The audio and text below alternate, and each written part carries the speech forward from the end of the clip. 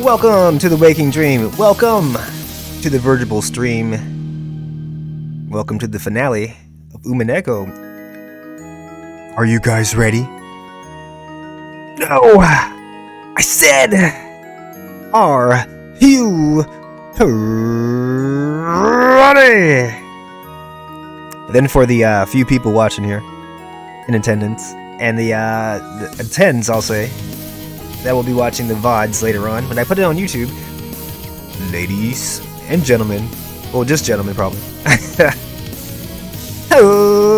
Let's get ready to read.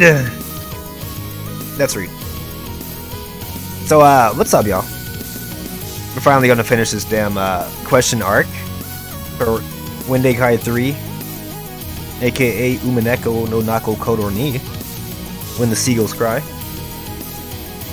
It's got a bunch of names. It's got a bunch of titles, right? But the sequel to Higurashi no Naku Koro ni is probably the most important aspect of that you get for those titles. So I thought a little bit about what I'm going to be doing for this. It's final installment of the question arc. So I can tell you guys pretty much everything that's going on. Literally, like, just ruin the entire mystery aspect of the game for you. Or I can just let it play out for the most part and not really give you any clues, give you any, like, I guess, spoilers for the answer arcs. Because you're not supposed to be given the answers yet, but I'm gonna let you guys see the ending and make up your own, draw your own conclusions here. But a lot of the stuff that you'll see in this ending, it's kind of inexplicable to the first time player unless you've already figured out, you know, that, and you can, unless you figured out the secret to the game. So if you play this game again after you've learned the secret, you know, if you play the entire, it's 8 episodes long. So you've only played the first 4 basically. Like, all this time I've been streaming, it's only the first half of the game. Now, like I said, you can get the answer at any point when you're playing these first 4 episodes, but they don't come out and tell you what the secrets, what the mysteries, what the revealing clues that you had to be looking for in the first 4 episodes are, until you start playing episode 5, 6, 7, and 8. So 5, they start breaking open the mysteries that you may have missed, and then they get a lot more blatant, a lot more obvious about what's going on in 6, 7, and 8, to the point where, like, if you don't know what the hell's going on by episode 8, you've not been paying attention, basically, to the shit that's just come before. So I could tell you guys, you know, crack open the mystery and expose Beatrice the witch for what she really is. If she is a witch, if she's not, I can tell you that. I can tell you what the hell's going on, why she has a grudge against Badler. I can tell you all that shit, but I won't. So this is what I'll do. I'm gonna play it straight every time that there's narration, and I'm in somebody's a character's headspace, I guess. When I'm doing the narrations from their point of view, I'm just gonna pretty much talk like they don't have the information that they need, right? So again, you might have already figured the shit out, and I've told you guys a lot of clues throughout these playthroughs, these let's reads. So if you've been paying attention to these VODs, if you've watched along as we've gone, you pretty much know what's going on.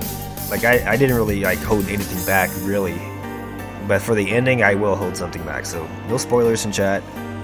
This is only the answer arc ending, it's not the actual ending of the game, but the way it ends will be bewildering to somebody that doesn't figure out the main mystery, I would say. There's a lot of different smaller mysteries in this game. There's one main mystery, and this is probably the only episode that directly deals with that. And everything else after this episode is after the fact. Well, you'll see what happens, basically. So, I might point things out just to explain things further, but I won't be giving any spoilers out. So if you guys are worried about me spoiling game, fear not. It won't be on this this episode that I spoil things.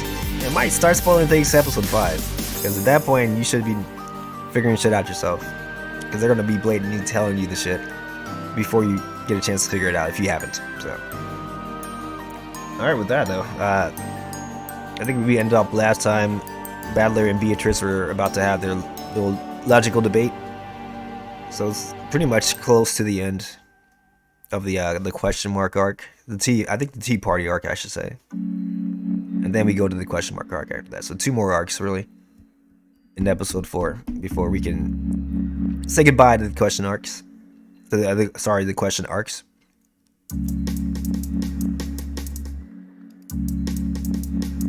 Alright, you guys ready? Doing a little bit of Silent Hill 2-in. Great remix.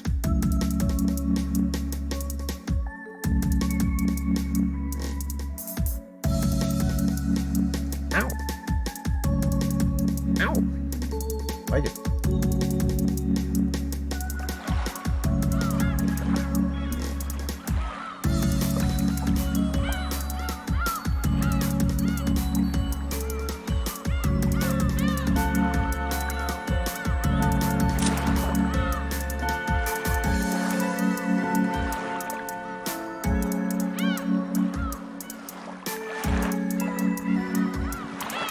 I think I'm on this one. Let's see. We'll figure it out real quick. I don't know why I would save it in slot 2 though. Like, okay, yeah, I am here. Why did I save it in slot 2? I don't know. Right, give me 1 second, guys. I don't know why this bottom. Can you see that? You can see like a little part of the graphic got clipped in there. Something's going on with my my OBS. And usually I have game capture on for this, and I'm doing window capture for this for some reason. Because game capture wouldn't work. So, and now we have a little bit of graphical artifact here, that never shown up before ever in OBS. But yeah, I guess I just updated OBS. It's got and by the way, RIP to guys that are using Streamlabs OBS. Oh, I guess you can't call it that anymore, right? It's just Streamlabs now. RIP. You guys are missing out on a lot of features, I would have to say. So there we go. That's one of the features. Fix that real quick. Let's pull it out a little bit here. There you go. I shouldn't cut off everything, but we'll see if it cuts off anything. Alright. This is Beatrice talking here. I think her voice will be voice acted, so I'm not going to read this part.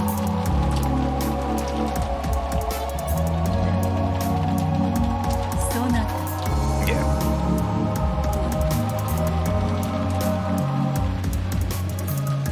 Go ahead and stop this music. I love this music, by the way, though. Silent Hill is a great soundtrack. That's actually like a lot of the original game music that's in that remix. That's how the original game music sounds. This is a little touched up with the remix. So you guys check out Silent Hill 2. Might be playing that after this, to be honest. But now we're back on Umineko. Battler's talking here. And this is the Battler piece. This is not actually the Battler in the meta world, by the way. Again, I'm just going to be pointing things out. I'm not going to really explain too much of it, though. At a glance, this appeared to be a mass murder committed using something strange that could only be thought of as magic. Golden threads that attacked through keyholes. No, we even had testimony that something gold had flown around the dining room hall during the first 6 murders. Biased testimony, maybe? Which we don't know yet. The 2 might have been the same weapon. Then there was the locked room murder of the garden shed, and the laser beam that could cut metal bars. That wasn't all. There was much, much more, like the group of goat monsters, goat boys.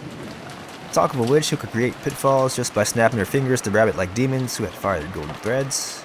I think there were more, and each and every one of them was ridiculous. Don't be ridiculous, cousin. Couldn't possibly accept it. I was forced to suspect that there was some kind of trick or mistake. Why in the world had everyone spoken with one voice, saying the same thing without contradictions in their testimony? And this is not a spoiler here, I'm just going to say this. This is like this common sense observation, right? When everybody has the exact same story, no deviations, right? No embellishments, nothing like that. They all say the same wording, right?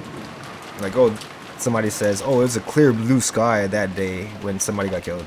And then you talk to the next person, it was a clear blue sky. And the third and fourth people all use the same phrase, clear blue sky. That's a rehearsed fucking statement. I mean, duh, right? So this is what Battler's thinking about right now. Like, why are they all the same with one voice? That's what he's saying. Specifically with one voice. So that's something I would think. It's kind of a rehearsed. I'm not saying it is. I'm just saying that that's something I would think. And that's what Battler's kind of getting at too. It's not only the magic. Maria's mysterious death. She was, remember, poisoned. Jessica somehow knowing that George Aniki had been killed. Yeah, how did you know that? Mysterious burnt corpse I couldn't actually confirm belonged to my piece of shit grandfather. And more and more.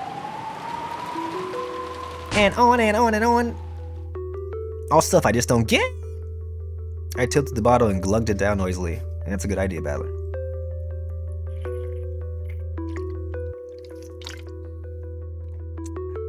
I didn't do it as noisily as he did, probably.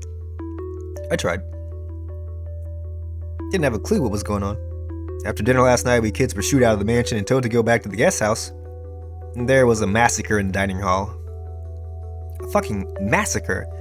Kyrie-san and the rest were dropped through pitfalls and captured. So they say. Then Jessica and George Aniki were called out to a test or whatever and killed. Battler's never seen any of this shit. This is what he's been told happened. He found George's body, so he knows George actually did die, but he doesn't know how, he doesn't know what he was doing out there in the patio area where his body was found. He found Jessica's body in her room. Again, we know what Jessica told Battler over the phone. He's never seen shit. He's never seen any of this magical shit. The magical shit that supposedly is happening, allegedly, everybody's telling Battler that this is happening. He's never seen this once, so therein lies the debate. Is it real or is it a lie, right? Is it a trick or is it actually magic? Kyrie-san's group managed to escape the dungeon somehow. Kyrie-san!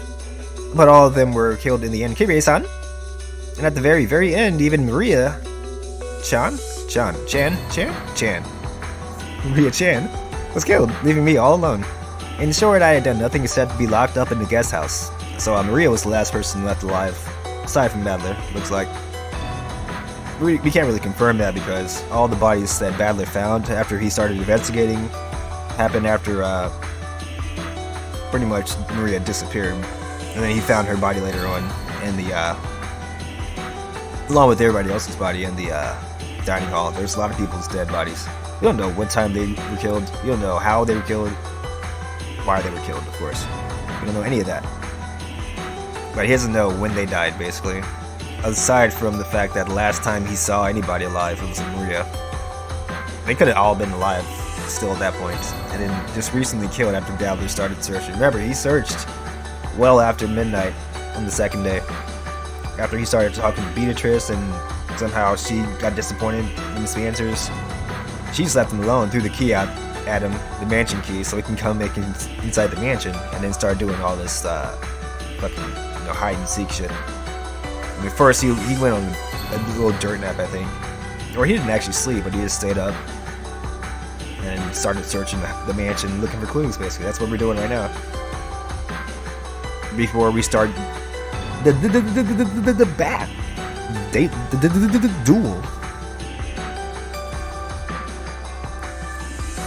In short, I had done nothing except be locked up in the guest house, and then look around for the evidence, I guess, after that. During that time, a huge incident occurred and ended before I knew it. Again, he doesn't know what happened or when it happened. It could have happened after he met quote-unquote Beatrice. He doesn't know. What could I call it except incomprehensible? I don't have a clue anymore. もう俺はただの食欲魔人なんだぜ。俺だけ生き残らせるつもりかよ。とっとと姿を現して殺しに来いってんだ。もう面倒だからこっちからは探さねえぞ。Now there's jaded. そっちから正体を見せやがるってんだ。俺は逃げも隠れもしねえぞ。矢でも鉄砲でも持ってきやがれ。I haven't had any sleep since yesterday, and I'm tired as all get out. Fuck, talk like that. Babbler, I guess, right? Oh, he is American, like... I guess he's got the Japanese-American fixation, right? I mean, all their names, first of all, and then they all wear Western shit. Italian-American shit, I should say. That kind of Western. You wanna kill me? Be my guest, varmint. I decided to return to the guest house and boldly rest on the bed. God damn it. As I exited the kitchen and passed through the lobby, that portrait of the witch came to view. That witch? The big clock did too. Uh-oh. Okay. I'm just gonna point out that it was exactly midnight. Remember, this is actually the third day now. Well, it will be it's about to be the third day once it strikes midnight. Remember what I said about midnight? I'm not going to tell you what I said, but because it will be a spoiler technically. So I did say that in previous VODs. Something happens at midnight. Now, I'm not going to say what though. That very moment, it was exactly midnight. Hope you guys remember what happens. At the sound of that bell proclaiming that it was midnight rang out. As I listened, I looked up at Beatrice's portrait. Exactly 24 hours ago, I met you. What were you trying to say to me? And where did you go? Just who in the world are you? So yeah, I can tell you all these answers. And if you figured out the mystery, you would know all these answers too. It's kind of difficult to get all the details right, even if you do guess right. It'll be a big guess, by the way. Like, if you know the answer, if you think you know the answer from the first 4 episodes, it's not a hard guess to make, but it's a big guess, I would say, if you get it right. And then the details you probably wouldn't know until you started playing the answer arcs. So kudos if you've gotten this right.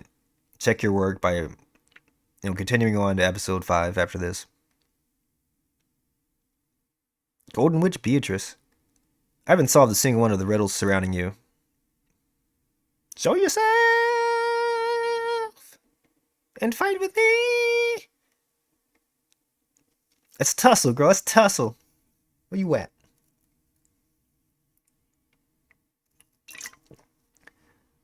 Then the witch showed herself. You see all that, right? Okay. Hopefully you guys see that. What does that mean, right? That we've seen all game long. What does that mean? Because apparently some people miss that little doohickey right there when they play this part of episode 4. Don't miss that. Then the witch showed herself, like a guest of honor finally appearing. She showed herself on the landing at the top of the big staircase, looking like a witch. So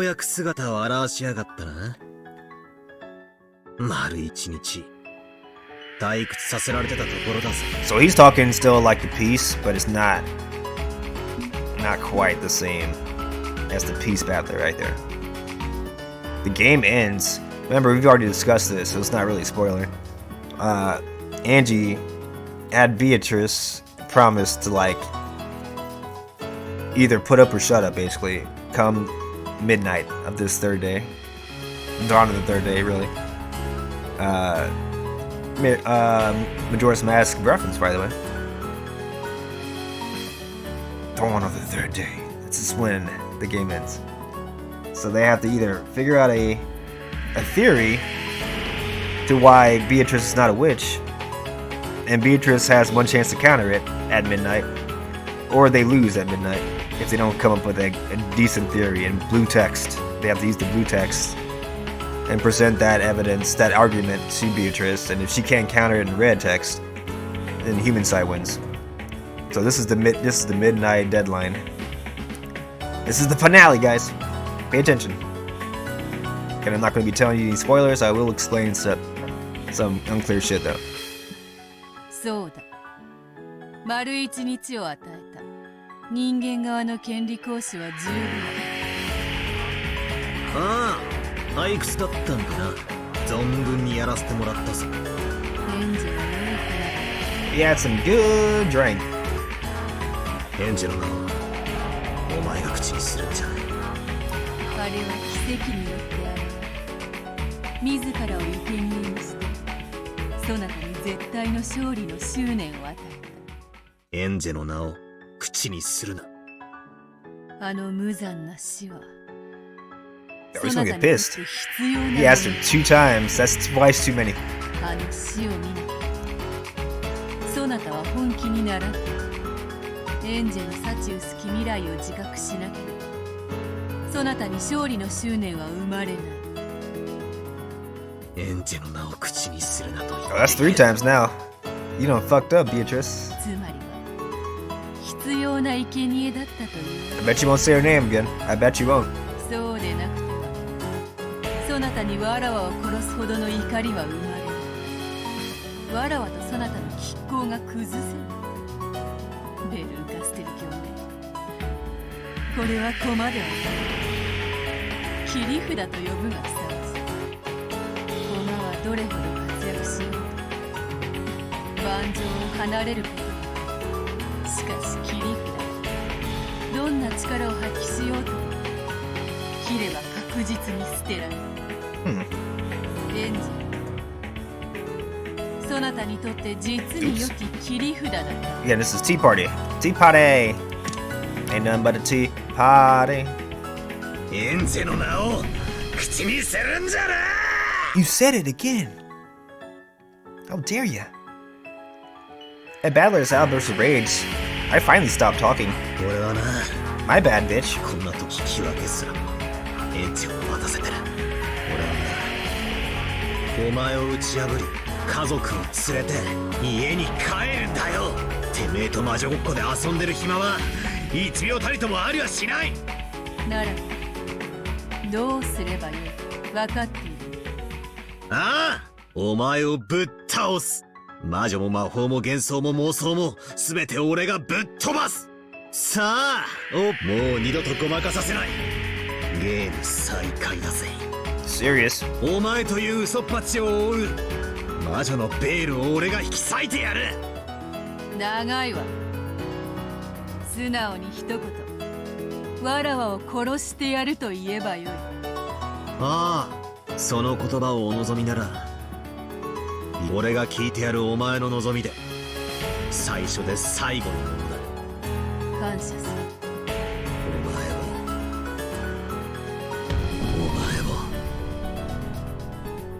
殺す。 It's not cut off, that's the way it looks. You guys are wondering. Not cut off. I was looking too. It's good. That's how the original graphics looks. It says I would kill you cut off like that. 始めようぞバトル。I feel like I should point something out real quick. It's not gonna be a spoiler, don't worry. I mean, when Battler says I would kill you, that's something that he wouldn't ever say himself unless provoked specifically by Beatrice to say that line. And it's kind of a I wouldn't. It's not really a play on words, but she does want him to say that for a specific reason. I'm not going to tell you why she wants him to say that, but that's part of the motivation for what she's doing, why she's doing what she's doing. You wanted Battler to specifically say, I will kill you. So, why would she want him to say that? You know? It's curious, right? A little curious. Now she's ready to go, right? Now she's ready. After he says that. わらわを追ってみろ。追い詰めてみろ。殺してみろ。 And she keeps goading him to say it. 期待している。 Say and do it. I think that's a little weird, isn't it? 妹の最後がそなたに何を与えたのか。それをわらわに見せてみよ。上等だ。 Yep. Battler's cry burned the world with a white light, and when one's eyes were open to that brilliant light, 2 of them could be seen in a rose garden. I know that rose garden. It's the Golden Lands Rose Garden. Goodness. 先手はどちらから。俺だ。 Okay. 潔よし。 Get ready. This is the ultimate battle in the answer question arcs. Answer arcs has some epic battles. So get used to this, because a lot of this next scene is pretty much repeated a lot. The style of it repeated a lot in the answer arcs. So if you like this, you're gonna like the answer arcs. The rose garden where beautiful rose petals danced. The color of those petals was red. Was that a proof or simply a claim that the two of them facing each other in this beautiful rose garden was the red and only truth? That must be why roses are red. In the language of flowers, roses are passion, not truth. The flower for truth is the forget-me-not. That flower is blue. 俺の青き真実で全てをうがつ全ての一番最初から一番最初のゲームから始めるぜよかろうそなたのお手並みを拝見しよう来い行くぜすでに宣言済みだがもう一度言うこいつは前回のゲームの南條先生の殺人だけじゃないぜ一番最初からあらゆるゲームのあらゆる場面を切り裂ける Okay. 後宮金蔵はすでに死亡しているよって島の本当の人数は17人そこに未知の人物 X が加わることで18人となっているこの人物 X の存在の過程によって17人全員にアリバイがあっても犯行は可能になるこれにより人間の数18人を満たしつつにもかかわらず一見18人全員にアリバイがあっても犯人 X の存在と犯行は可能になる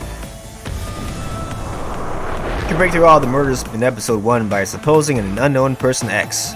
You guys kept your notes in the first couple episodes? We're going back to 1 right now. I'll kind of jog your memory on episode 1 that it featured pretty much Natsuhi as the main character. Natsuhi was the only adult left alive after the first Twilight. Everybody died as far as the siblings went. So pretty much, she at that point became the head of the OCReMix, and she's not even, a blood relative. But she was married to the head, married to Kraus, right? And he's the acting head. He's not really. I mean, I guess he is the head at that point. If you believe that Kinzo was dead all this time, and it would go to Kraus at that point. So she was the next person in line after that, and the only person left alive at that point. So if Kraus dies and everybody else in the family dies, and Kinzo's dead, yeah, it would go to Natsuhi. And she was a badass in the entire episode. She kind of protected the kids. She died before the kids did, and the kids didn't end up being shown dead, but they went missing, quote unquote, at the end of the game. But they were all alive, all 4 kids, because of Natsuhi. So that's how episode 1 ended. It was pretty much just a standard. Everybody dies after a certain fashion. After you read this witch's epitaph, they pretty much mimic the way that the epitaph is written as far as their deaths go, and you would think that only magic would be the way that most of these kills happen. But if you were watching the VODs, or if you go back and watch my VODs for these episodes, there's always an explanation aside from magic, if you can figure it out. Furthermore, it is even possible to explain the mystery of Kinzo's evaporation from the locked room sealed by the receipt, and making the bold assumption that Kinzo wasn't there from the beginning. Episode 1, Eva, best girl, she put a piece of tape on the door to kind of prove that Kinzo was already dead. And she put a piece of tape on the door, a bunch of murders happened. Supposedly Kinzo was supposed to be going out of the room between those murders, and the second time she came back to the room, the tape was still there, basically. So there's no way that anybody left through the front door, which was always locked, which is the reason why nobody went and checked Kinzo. So the only other way he could have gotten out of that room, if he was supposedly out of the room, which somebody's claimed that he was, right? I forget exactly the circumstances, but somebody either lied and said they saw Kinzo, or Kinzo actually was outside the room. But he didn't leave through the front door of his room. So he had to jump out the window either way, which is like it's like 5. They're 5 stories up, I think. I don't know. They're pretty high up, basically. You can't jump out without breaking your legs and shit. And of course, an old man's not going to be jumping outside. There's no evidence of the window ever being open. There's no wetness or anything. so no way he jumped out the window. But also no way he went out the room through the front door, so Eva's pretty smart like that. She figured that out, and that's another notch in the column of Kinzo's already dead from the very beginning. Let's Beato counter this with red truth. The witch illusions of episode 1 will be completely smashed. The blue truth is valid.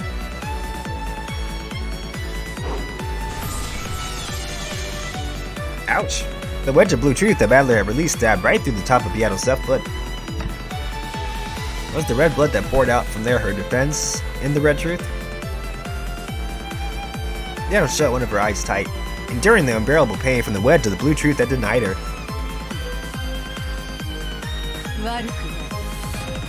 It's right, not bad. Better praise me.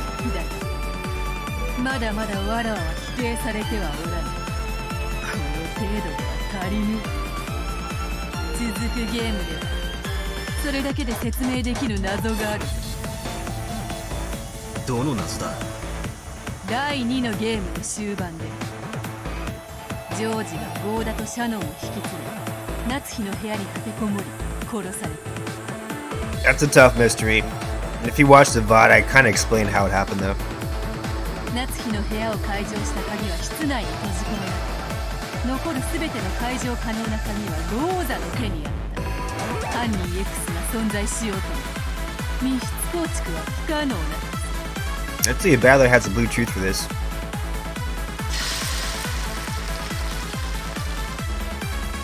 Blue wedge piercing Beato shook. She was resisting fighting to push it out. いや、俺の青き真実は揺るがない。犯人 X がマスターキーを入手していれば、あれは密室でも何でもないんだ。いや、入手は不可能だ。 Well, she has to say that in red, or else that's not going to counter what you just said. マスターキーすべて Okay. ローザが管理した。 Well, there we go. Well, she did. Okay. I'm just going to point this out real quick about the red truth that she uses to counter him. A lot of the times when she uses red, it's not really saying what he wanted her to repeat in red to counter his blue. So you gotta read the things in red before you just skim past it and shit, and understand exactly what she's saying is true. So all the master keys were under Rosa's control. Just being under Rosa's control, first of all, doesn't mean she actually physically has it, right? If she has an accomplice, let's say Rosa was an accomplice of Beatrice or something like that, for instance, right? I'm not saying this is true. Basically what this is saying here is that Rosa and anybody that she was also working with, like Beatrice, like anybody else in that, conspiracy group, I guess, that's all Rosa's control, basically. So it could be with like a lot of different people at this point. It doesn't mean anything.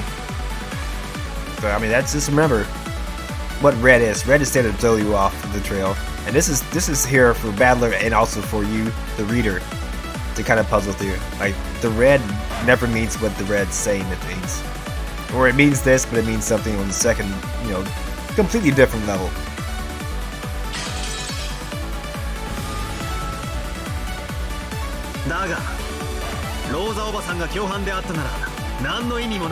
Oh, okay, so I didn't know he's going to actually say that. So yeah, there we go. 犯人 X に何らかの方法で鍵を渡し、密室殺人を幇助した。 He said it a lot better than I did. Or maybe not better, but 同様の方法で鍵を回収したんだ。 definitely more concisely. That's what I was getting at. Thank you, Battler. 甘いぜ、ベアト。こんなのは当時の俺もすでに推理している。 Again, but it is kind of important that I pointed out. Don't trust the red. The red is there to throw you off. And that's all I'm going to say about that. Like, I'm going to point it out again. But whenever you see red, just ask yourself what it actually is saying.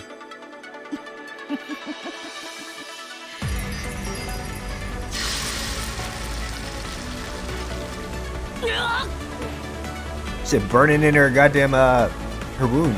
Her open festering wound. Just burn that blue acid into her fucking flesh. Ouch. Gwar! That didn't feel good. which had been gradually losing its brilliance and seemed as though it was about to come out, regained its strong blue again thanks to Battler's additional blue truth, and dug into Beato again, eating into her foot. I love these descriptions. Beato let out a moan of anguish at the pain of it.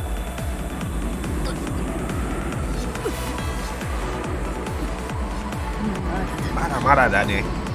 まだ答えぬ。まだだ。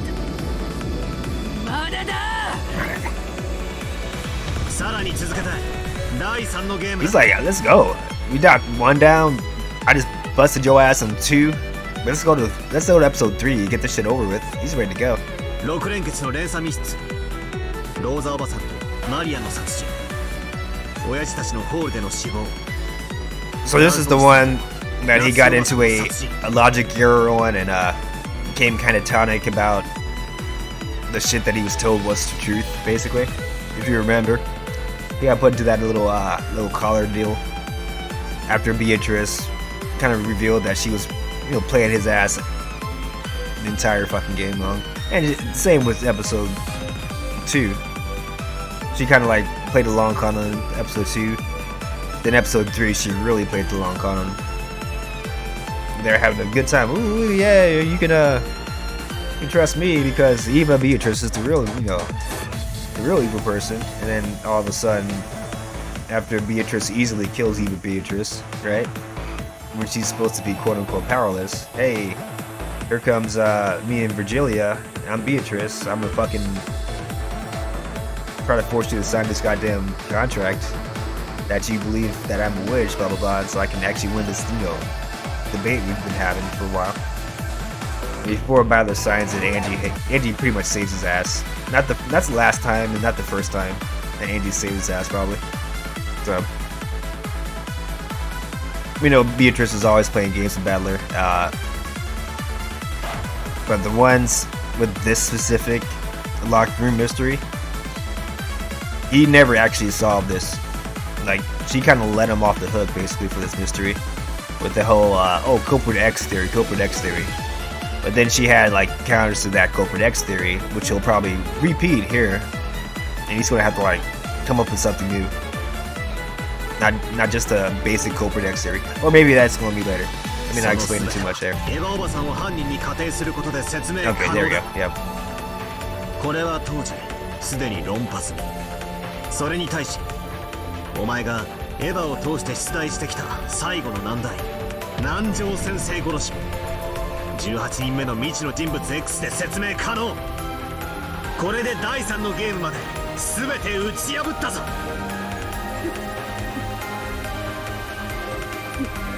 無論この程度答えはせぬわ。ならばゲストハウスからのジョージの失踪はどう説明するというのか。赤き真実を追加し、ジョージはゲストハウスの階段を降りてはおらぬ。 This is about the time when George either flew out the window, as was depicted in the actual story, episode 3. It's depicted that he flew out with Beatrice via magic, and that's how he ended up with Shannon or something.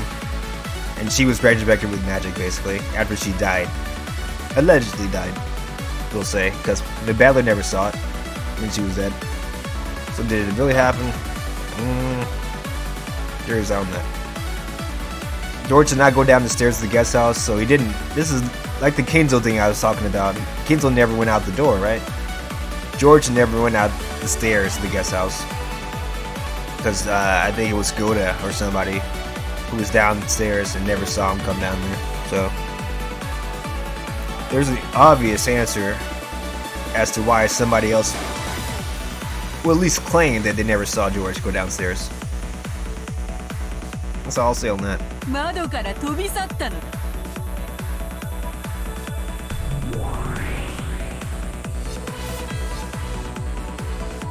In the final stages of the third game, George suddenly vanished from the second floor of the guest house. Like the sketchy bitch he is. Eva, best girl who had been on the first floor, claimed that no one had come downstairs. Okay, there's an obvious answer why she would claim that. I mean, maybe not for her because she is the mother, so she's not going to probably lie about seeing her son. But you never know, right? If you're thinking Eva's the culprit here, which is what Battler just said, why would you trust what she says?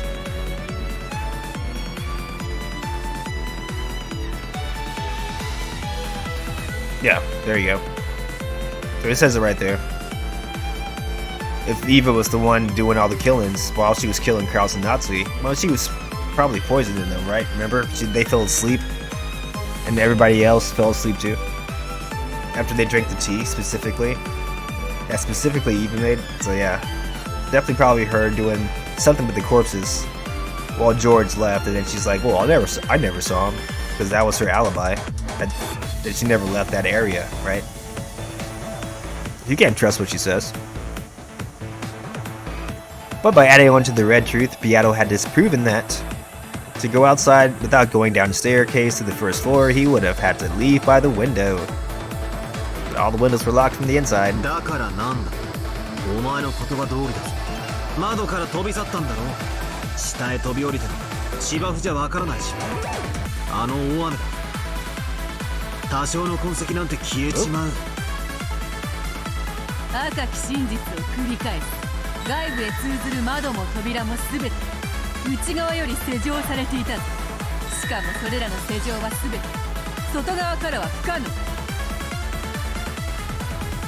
Don't be reading that.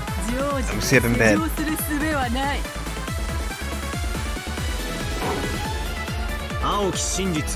pretty sure Battle's gonna go over why all this shit's bullshit. All the red truth that she's saying is bullshit. So let's go ahead and see what he says.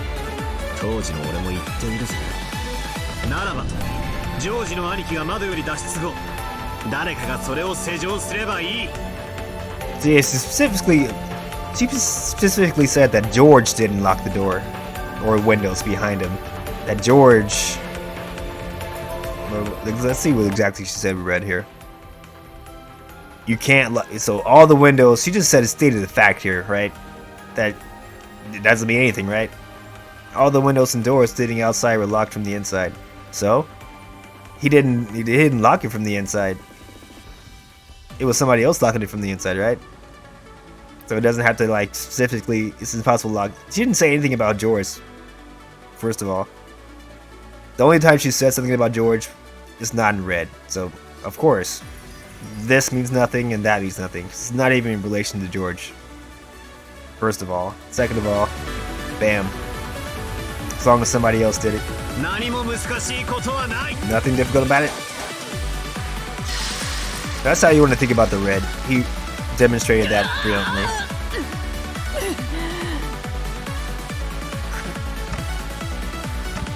This is nothing. Well, I got like big ass nosebleed from that last punch in the face. Beato could remove the blue wedge that was buried in her foot. The fake witch was burned more and more by the strong blue. I'm a fake witch! 第3のゲームまでの全てにおいて青き真実は未だ揺るがない。ならばお前が魔女であることを証明する唯一のゲームはわらわが赤き真実にて反撃していない以上そういうことになろう。この度のゲームでのみ魔女を証明せねばなるまいな。よかろう。存分に来るがよい。食堂の6人殺しについて不審な点はない。18人目の X が銃を乱射してみんなを殺した。落とし穴については実際に落とし穴が本当に隠されていた可能性もあるし、桐江さんの仮説である瞬時に混沌させる毒矢の発射装置 X の過程でも説明可能。ジョージの兄貴ジェシカ、そして地下牢から脱出したメンバーの殺害も食堂と同じで銃によるもの。不審な点はない。だが分かってるぜ。反撃があるんだろ。来いよ。そなたの最大の刃である18人目の X は金蔵がすでに死んでいるとの仮説に立脚している。そう来ることはわらわも分かっている。だから金蔵を書斎より出した。その金蔵を親族会議の全員が迎えた。親族会議に居合わせた全員が金蔵の存在を認めた。そうだな。 Red sword. だがじい様はずっと視線をさまよって寝込んでいた重病人ってことになってるぜ。やつれてて別人に見えちまってもみんな気にしないかもな。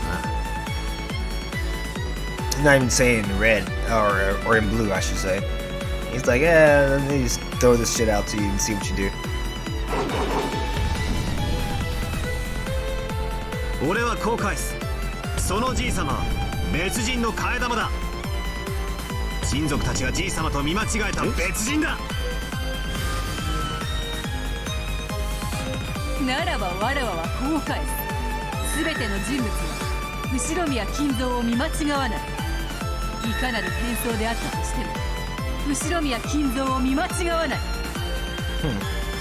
Interesting. ならばこう返す。 Rebuttal?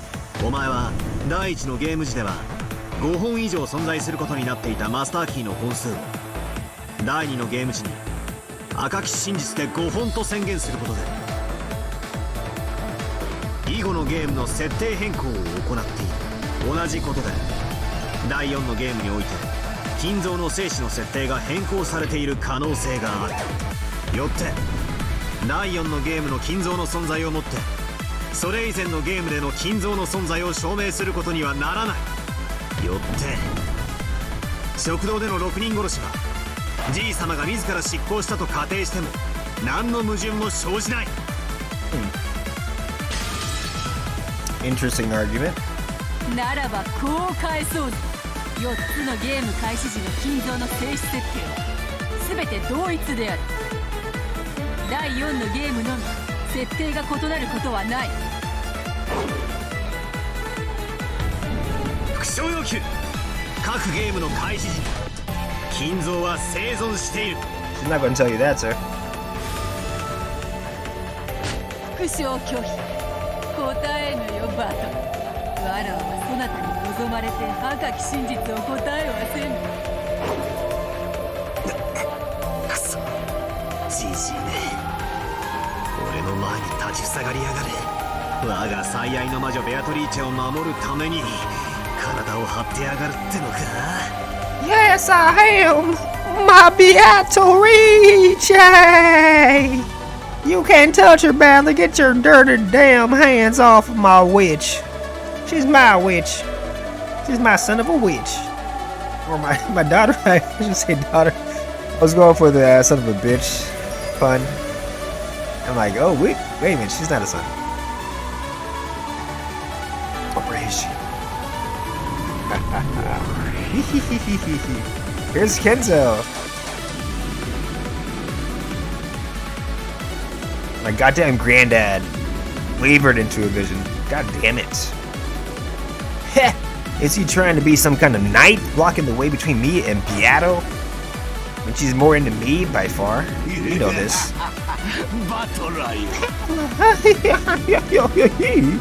お前にこのわしが超えられるかな。 Beatrice is like, yeah, he already did in the bed. Surpassed you tenfold, buddy. And this dude isn't transparent, so I mean, oh, I guess he's real. He can't even put himself in fucking solid form during a hypothetical scenario where he might be alive, right? Fuck. What is he, a cat box? We don't know though. The Kinzo's alive or not. He's a Schrodinger Kinzo. お前の浅はかな推理など私一人を超えることもできぬわ。死ね。 Can't touch this boy. No shit. Nice graphics. PS3 version's nice. Kinzo's jet black cape spread as though it would swallow the world, becoming the snout of a vast black dragon which came at my stupid little grandson battler, trying to swallow him in one mouthful. That's what I'm trying to do. I'm gonna swallow that little boner. I'm gonna sop him up with a biscuit and swallow him in one gulp. As he faced the roaring of the black dragon, he calmed his breathing and closed his eyes lightly. What is Battler doing? He's not allowed to combat his grandfather. I'm gonna swallow you up in one go. I just said that. Wow. I didn't say that one. Oops. You inadequate fool. Girls used to call me inadequate, but now I'm calling you inadequate battler.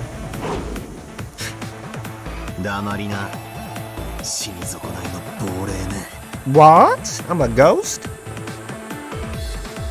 Do tell. Do tell. Yeah. Why am I a ghost?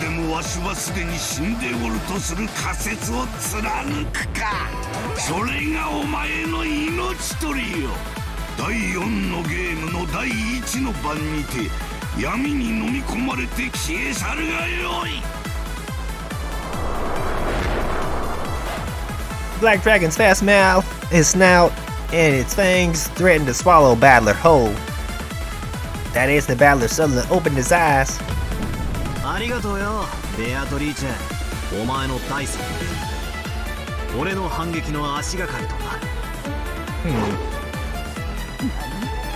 Nani?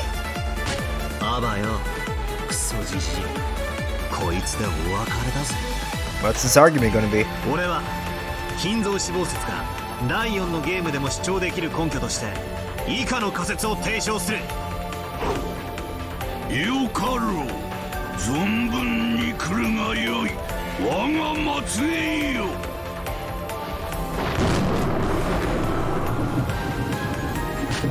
行くぜクソじじい。金蔵の名は後宮家当主の称号として引き継がれているという仮説だ。Ooh, okay, there you go. 後宮金蔵はすでに死んでいる。そしてその名を誰かが継承した。 You sack of shit. 全員が承認した。それにより親族会議に居合わせた全員が金蔵の存在を認めた。 See, now, that's a tricky kind of shit that Beatrice tries to get away with when she says red truths. So yeah, they're true according to, what did they say before? Passion. Red is passion. Well, blue is the forget-me-not fucking memory shit, right? Blue is the true memory shit.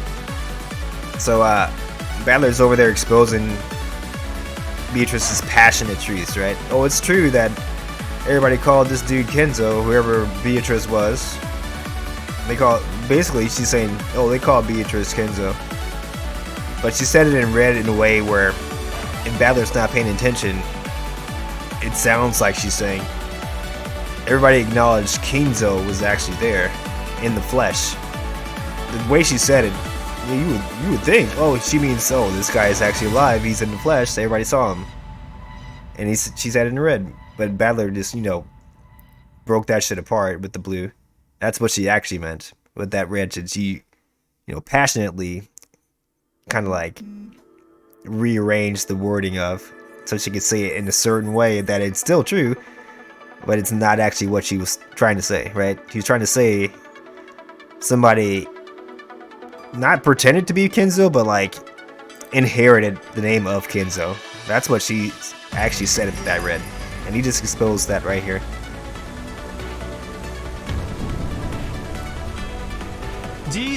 Objection!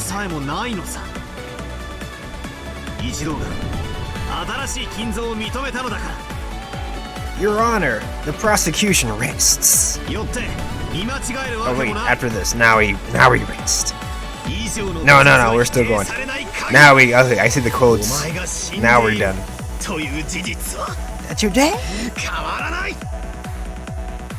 There you go.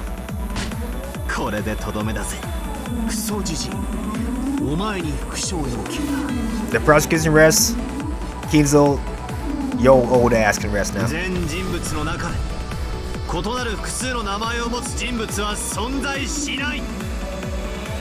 Oh, I like that.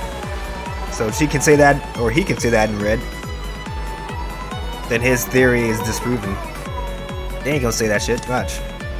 They ain't gonna say that shit. Oops. Oops. I'll see you later, grandson. You smart little butter a biscuit. I'm about to butter your buns later when I see you next in the Golden Land, honey. 安らかに眠りな。クソじじい。感謝しろよ。お前、やっと死ねたんだぜ。こいつが林道だ。食らってくたまりな。Good riddance to bad rubbish. Peace out, Kinzo. 後ろ宮金蔵はすでに死亡している。そうさ。あんたは気の毒だよな。その死体が見つかる場合、いつも丸焼けだ。Which is a huge clue, by the way. Why is it always burnt by the time Battler gets eyes on it, right?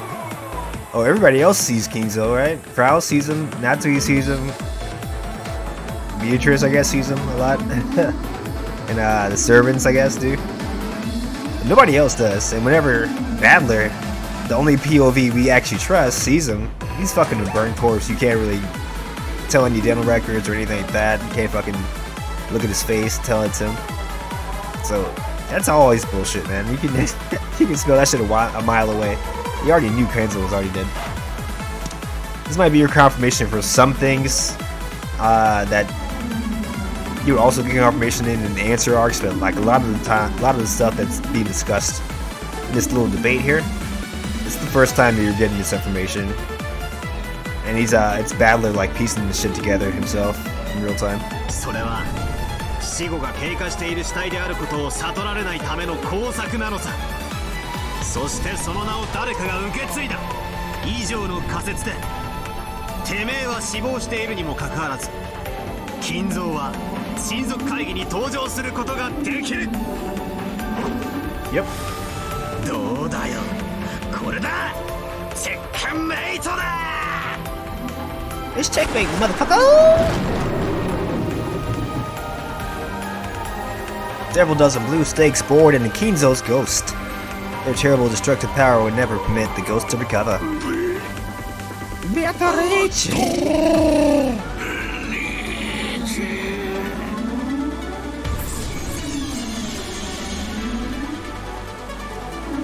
Hush up, boy. Hush up, you dead. Hush your ass.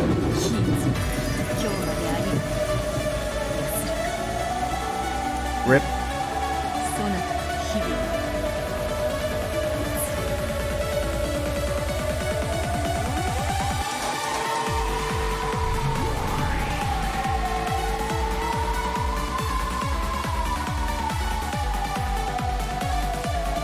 Dispersing along the shadow of the black dragon as golden flower petals scattered, Ushiromiya Kinzo became a gold-colored cyclone and disappeared. Even after death, you fought for the sake of the woman you loved. Your love and madness were, without a doubt, the real thing. Ain't nothing like the real thing, Kinzo. No hard feelings, my grandpappy. The dead sleep. And your ass is gonna be asleep in about 10 minutes. There you go. I like the way I said it better. Beato still couldn't pull out the blue wedge that pierced her foot. Damn, that wedge is gonna anchor her ass to the fucking ground for a while, right? She still hasn't pulled that shit out. Beato realized that she was on the verge of death. お前には随分と付き合ったぜ。お前の遊び相手としての義理は十分果たしたはずだ。だがそろそろお片付けの時間だぜ。家で寂しがり屋の妹が待ってるんだ。家族揃っておいとまさせてもらうぜ。ならば殺せ。ならばわらわを殺してみせよ。Why is she so fatalistic, right? He's ready to die.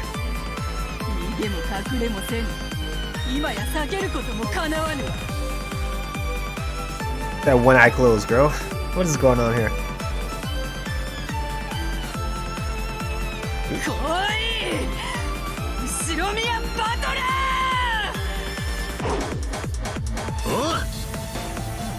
Kinzo 死亡説による18人目の X により残り全てを貫く。第4のゲームにおけるジョージの兄貴とジェシカの死も X が犯人で説明できる。地下牢から逃げて殺された5人も園芸倉庫の2人も最後のマリアも全て18人目の X で説明できる。何もおかしなことはない。以上にて That was pretty smart. This what the? I'm used to Battler being stupid as fuck. I must have forgotten this point when Battler actually knows what the hell he's talking about. Like, goddamn, I don't have to explain anything, man. He's got it all. He's got it all covered. Let me just shut up and let's keep going.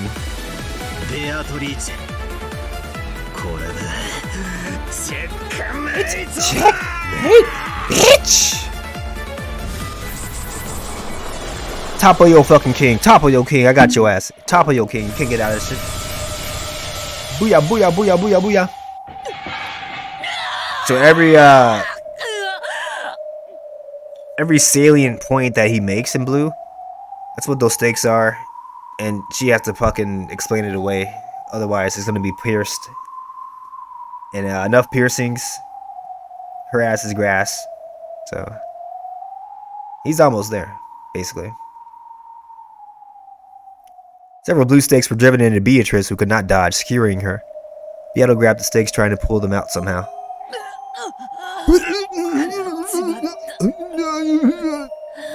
This is Ronaldo real quick.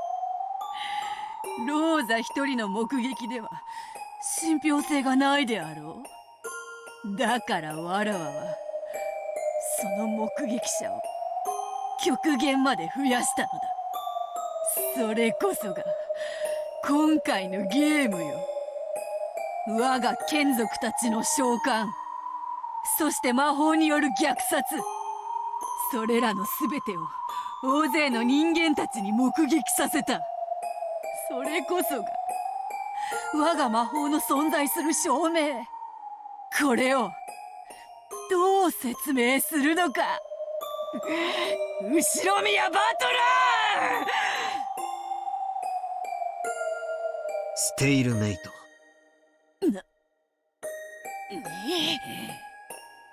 魔法があるから魔法はある。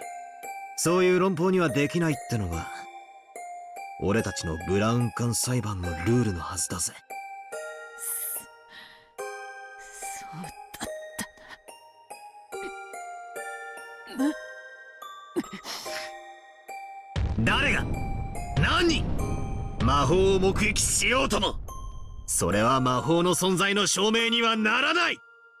俺はお前が見せてきた全ての魔法の存在するしないの意観に関わらずその全てを無視して人間で説明することができる。それは俺の不可侵の権利である。違ったか。Those words, the blues. Oops.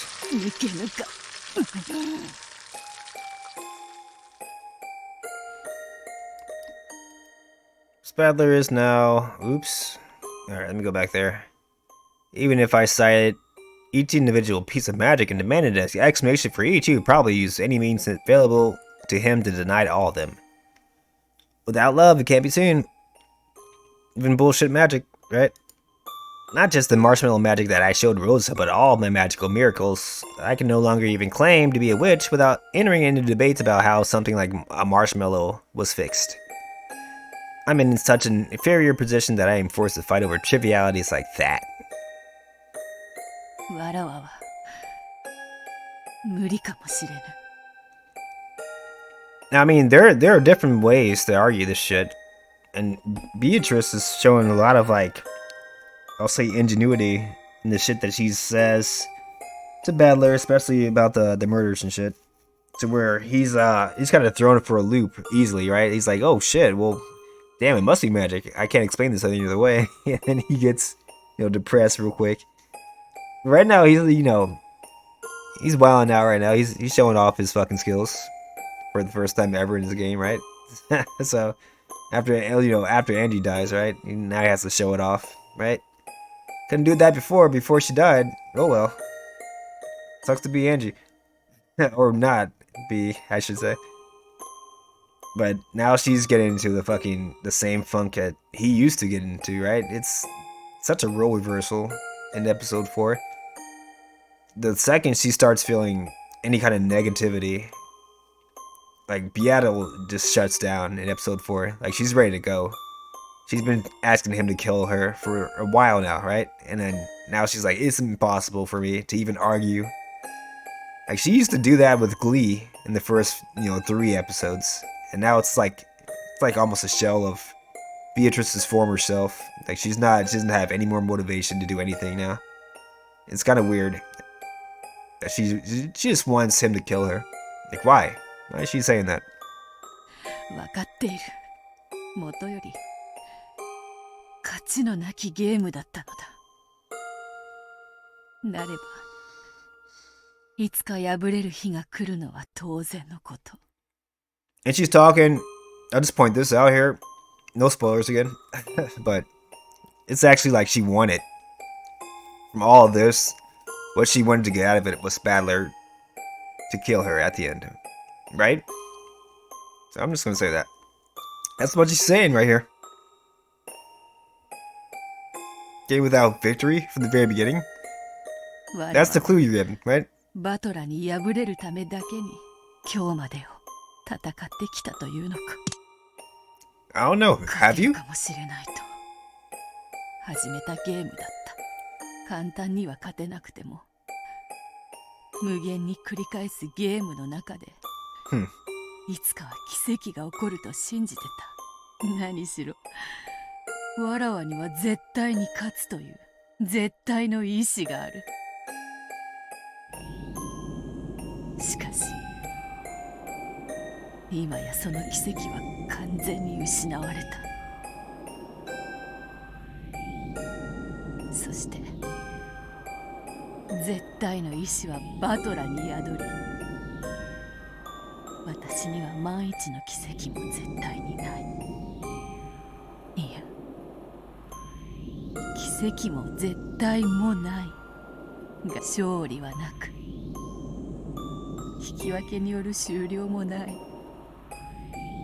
唯一許された決着、敗北を与えられるまで永遠と抗うだけのゲーム。そうさ、私はバトラに殺されるためだけに戦っている。 Looked into Battler's eyes. It was not me inside them. Reflected in those eyes were the figures of the little sister Angie, waiting for his return and the family he had to bring back to her. He no longer sees me even as an individual. Of course he didn't. From the very beginning he has been fighting to deny the individual I am. Deny my agency. 前回のゲームは面白かったな。ちょっと騙しただけだったけど、ほんのわずかな間だけでも分かり合えたような感じになって。そうだよ、そこで手を打っておけばよかったんだよ。バトラがコロッと騙されたまま永遠に騙し続けてればよかったんだ。でもダメなんだよな。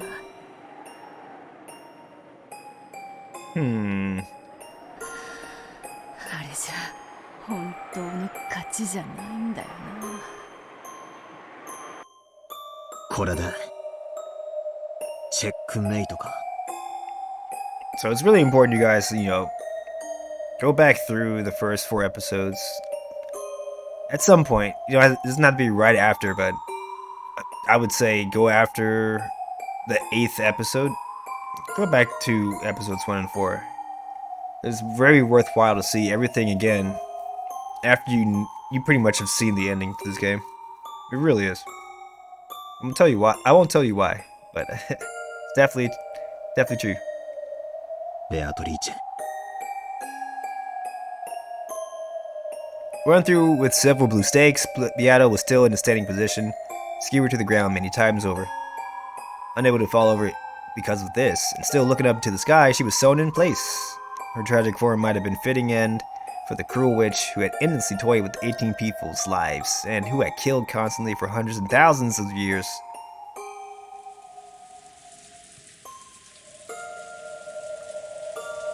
Gently, as though someone was mourning for something, rain began to fall.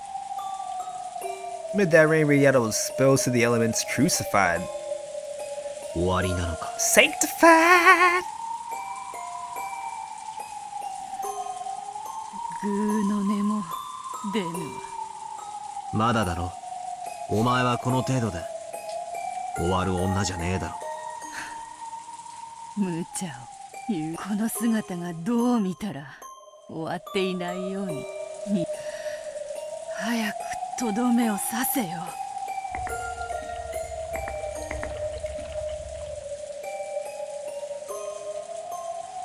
言っちまえよ、お前の青き真実で以上により魔女は存在しないって言っちまえよ。その一撃で私の息の根を止めてしまえ。ダメだな。ほう、わらわにこれ以上生き恥をさらせというのか。すでに決着はついておろうに。立てよ。俺たちの殴り合いはまだ終わってない。まだとな。お前のそれは負けじゃない。もうやめたと投了しているだけだ。いいではないかよ、投了で。それでそなたの勝ちだろうが。とっとと妹のところへ帰るがいい。わらわなどこの場に打ち捨てていけ。俺は言ったはずだ。逃げない。そしてお前を逃がさないとな。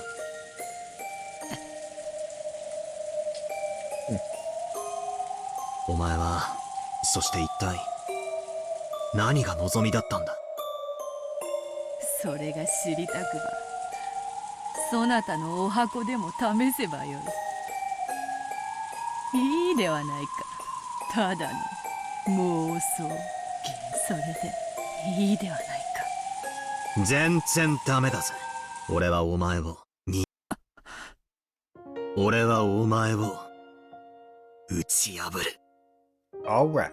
このまま逃がしてなるもんか。 You escape from me, girl? You know that, お前をう girl. やむやにしたまま I'm gonna follow you everywhere you go. 幻想の暗闇に逃げ帰らせ Every は move し you ない。 make, every breath you take, girl. Get away from you. 打ち破る。 Go break through you. Well, Battler, well. 完全にな。 Completely, wow. だか A ら little 立て。 strong there. 弱々しいふりなんかするな。お前はまだなんてか隠してる。俺にはわか You る。 still, I can tell. I've been looking at them hips, I can tell. 親父を、おふくろを、そしてエンゼをいとこのみんなや親族のみんなを、そして使用人のみんなを、お前はあれだけもてあそんで殺した。その非道を俺は絶対に忘れない。俺の肩にはよ、まだエンジェの腕の感触が残ってるんだよ。俺はお前の非道を許さない。だからそんなことで逃がさない。 Adler's eyes burn with the flames of hatred. And those, I guess those tears are like burning tears, right? Flaming burning tears? Flaming tears? Because he's crying. The days when I could earn his passion. Earn what? Earn his passion? Do people talk like that? Is that a phrase? Earn his passion? By appearing frail or now a matter of the distant past. I don't know if that's a bad translation or just I had never heard that phrase before. I can earn his passion, and I can earn it well, right? What the fuck does that mean? Is he working hard for the passion? Working hard for the passion? I've never heard of that. I guess it makes sense, right? I guess I just never heard anybody say that, right? I haven't been tricked once. Battler would never sympathize with me again. Aww. They're both crying.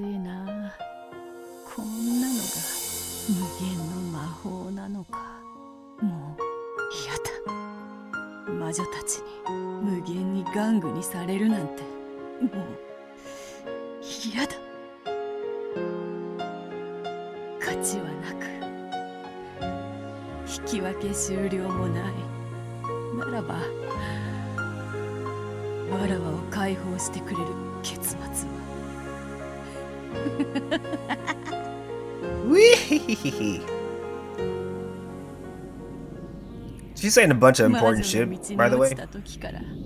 It's something, again, you won't really get unless you know all the mysteries of this game. Again, important to replay. Come back to this scene eventually.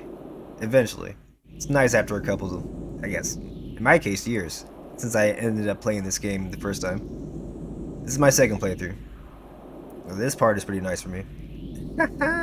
I can't tell you why, but it's pretty nice. Maybe I'll do a reaction stream after I start the answer arcs, whenever that will be, and I will tell you pretty much what you should be thinking of, I guess, would be the idea, instead of like what you could be thinking of at this point in the game, in the first playthrough. Alright, it's a little different. She's saying something that only makes sense to me, basically. This entire dialogue. You guys, I can't explain it. Or otherwise I'd spoil you. 悪魔と契約をしたその日から末路は悲劇であると。どうした？黄金の魔女ベアトリーチェ。ロッケン島の支配者ならば最後もそれにふさわしい貫禄を見せて Your Majesty! Excuse me, Princess. Lightning. The world was smashed with white? That's what a lot of people said, right? The world smashed with white. Fitting last moments for the ruler of Rokkenjima.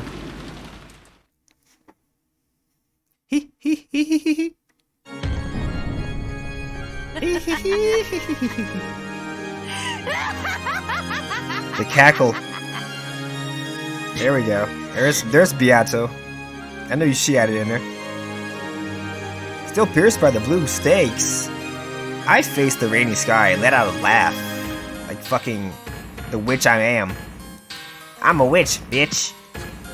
Then I slowly raised my face and fixed my eyes on Battler. 愚か者め、そなたの健闘をたたえ、勝ちを譲ってやろうと思ったの。慢心したな。後悔するぞ。Regretted! それは譲られるものじゃねえ。お前から奪い取るものだ。Okay, brother, don't talk about my snatch though, right? It's kind of nasty. お前だってそうだろうが。PG stream, go. 俺が魔女はいてもいいからなんて言い出す、そんな甘っちょろい勝ち方が納得できなかったから、前回はわざとああして最後にぶっ壊してくれたんだろうが。そうさ、俺は前回お前に一度情けをもらってたんじゃねえか。だからその借りをこれで返す。俺の仇、俺の黄金の魔女ベアトリーチェ。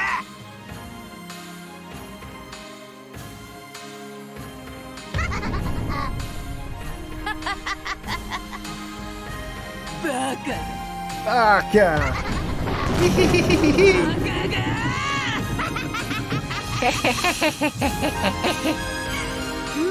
か者が。Simpleton. 二度とチャンスがあると思うな。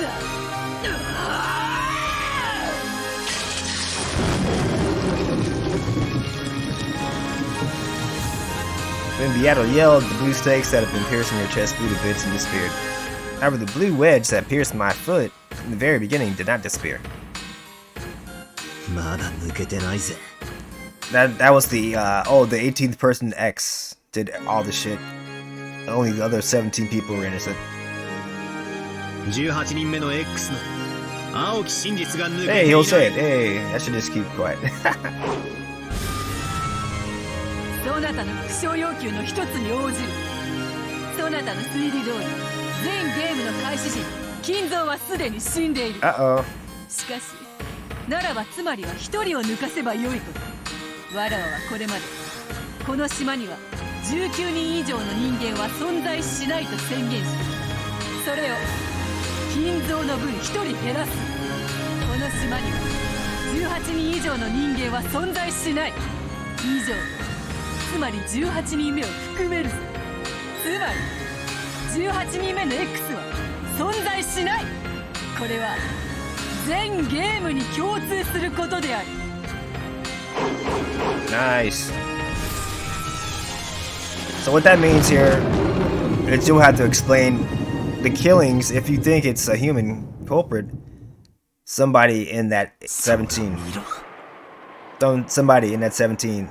And they're all named people to Battler, is the killer.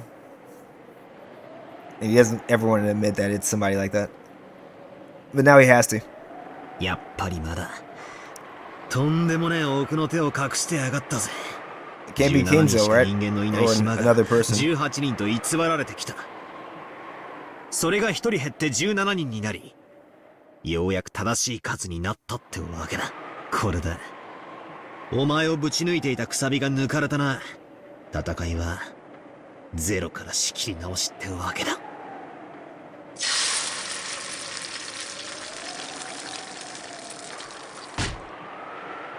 Blue wedge that had been sewn in Beato in place broke apart. There was no longer anything piercing Beato.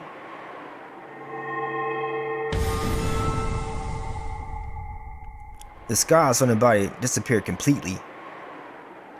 There, just as Battler had hoped for, stood the imposing figure, the Golden Witch who ruled Rokinjima. さあ来いバトラ。もう一度最初からだ。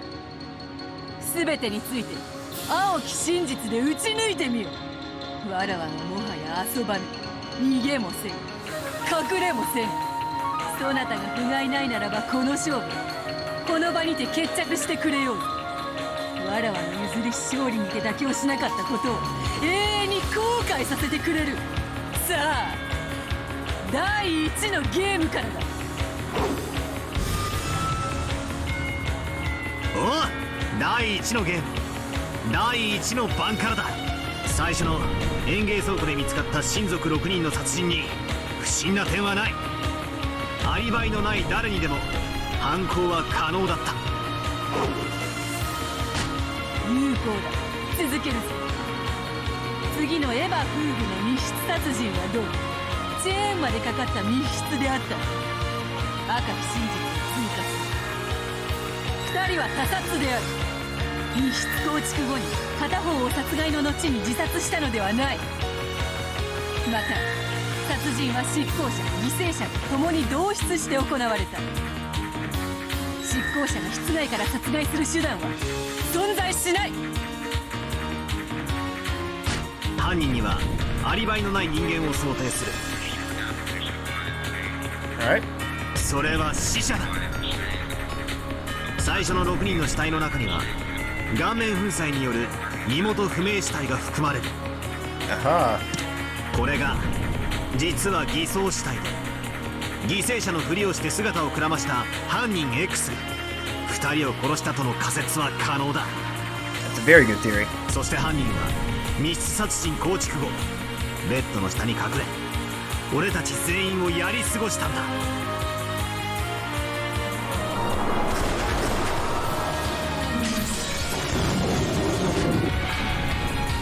よかろう。次だ。ボイラー室に至ったカノンは殺されたが、赤き真実を追加する。全ての生存者にアリバイがある。さらに死者も含めよう。つまり島のいかなる人間にも死者にもカノンは殺せなかった。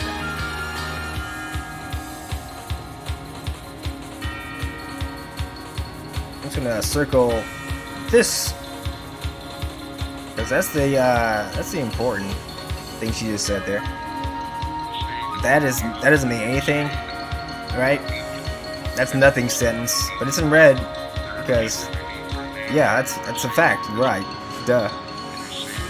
Zombies aren't a thing, so and then blah blah blah.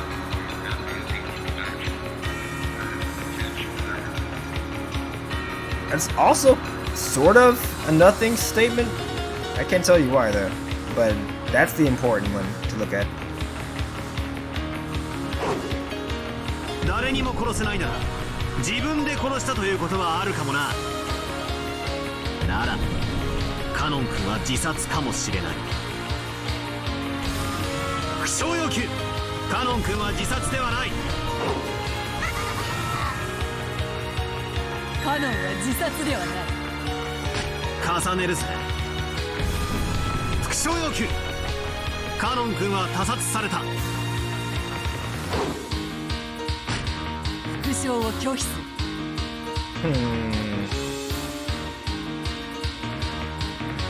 その拒否で他殺を認めることも可能だが、お前はすでに赤で誰にも殺せなかったと宣言している。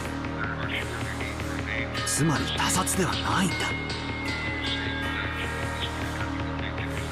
これは第3のゲームの連鎖密室と同じなのさ。 This is all interesting shit, by the way. I paid attention to all that. カノン君は That was pretty on it, this game, right? He's on top of it, episode 4. Goddamn, Ballad. 状況は不明だが事故死というわけさ。胸に杭がぶち込まれて死んでしまうような、どのようなドジを踏んで事故死に至ったかについての説明は悪魔の証明により説明拒否。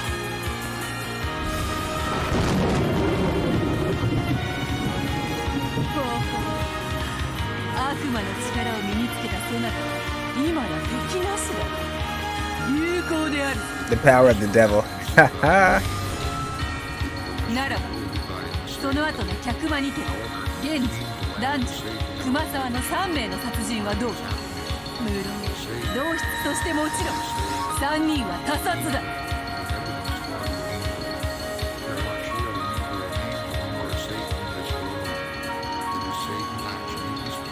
I don't remember how Genji, Nanjo, and Kumasawa died. That was the first episode. I just remember they died before all the kids were left alone with Natsui. I do remember them being creepy in the the servant room though to Battler. It's like, oh, what's Beatrice? And they all started like looking behind, like at a spot behind him. And he kept turning around halfway and trying to look to see if there's somebody behind him. Like oh. It was kind of fucked up, that first episode. And then after that they died somehow. I can't remember exactly how, but oh yeah, that's right. Oh, that's right. The creepy yeah, when Maria was in the same room, did not kill them. Of course there were 3 deaths where I'm just like, wow. When pretty much all the kids came back with Natsuhi, and Maria's just singing in the room, and everybody's dead. Like Genji, Nanjo, Kumasawa, they're all dead. Just around her, you know? She doesn't have any blood on her or anything like that, but apparently she was facing the corner that entire time, singing, right? And then Battler's like, what the fuck are you doing here? These people are dead, what happened here? And Maria turns around, she's like, oh, I don't know, I was singing because Beatrice told me to sing, and not turn around. And that's that's as close as he ever gets to Beatrice until episode 4, basically. Battler, I should say. Maria's claimed to known her every single game, so Maria's always seen Beatrice, whoever the person dressing up as Beatrice is. But how did that happen? Is the issue here. 身元不明死体で姿をくらました犯人 X で説明できる。そもそもあの3人の顔面も粉砕されていた。どれかが替え玉死体の可能性は十分にある。身元不明死体についてその身元を全て保証する。すなわち替え玉トリックは存在しない。ならば相打ち殺人で説明できる。3人はそれぞれに銃を持って時計回りに突きつけ、同時に相手の顔面を吹き飛ばした。その後マリアがその銃を回収して隠した。これならどうだ。 That's interesting. なんという暴論。 I mean, they could have done that. 気に入った。ならば最後の夏日は赤き真実を追加。夏日は他殺である。身元不明死体は一切に生存者も全員がアリバイがある。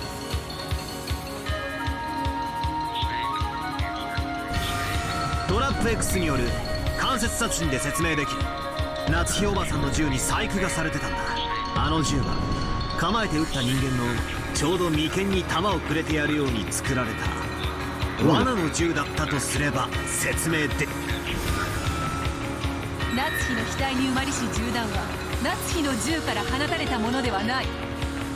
夏日おばさんは内容不明の手紙によりおびき出された可能性がある。そしてオールに呼び出された。 I like how Battler just pivots, right? He's like, okay, well that one wasn't right, because he just said in red, oh, that wasn't Natsui's gun that killed her. It's like, okay, this happened then. Bam. He's like, oh yeah, I'm not even fucking worried about that last, incorrect guess, because now I'm getting closer to it, right? It's pretty nice.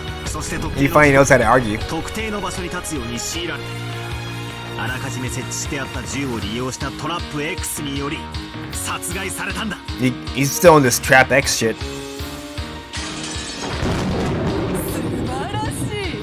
そなたの暴論はもはや心地よくすらある。敬意を表し第一のゲームをそなたに譲ろう。 Okay. Fair play. That's good form, Beatrice. Good form. 感服したわ。 Literally, like, she can't argue the shit that he says without revealing too much. So it's easier for her to say, okay, you win, without her having to go into a red and, revealing why the shit that she says is the way she say it is. So yeah, she'll take the hit. I don't think she'll be doing that again in the next games though. That was episode 1 right there. Now we're on episode 2, I guess. If they're going in order, maybe. Yeah.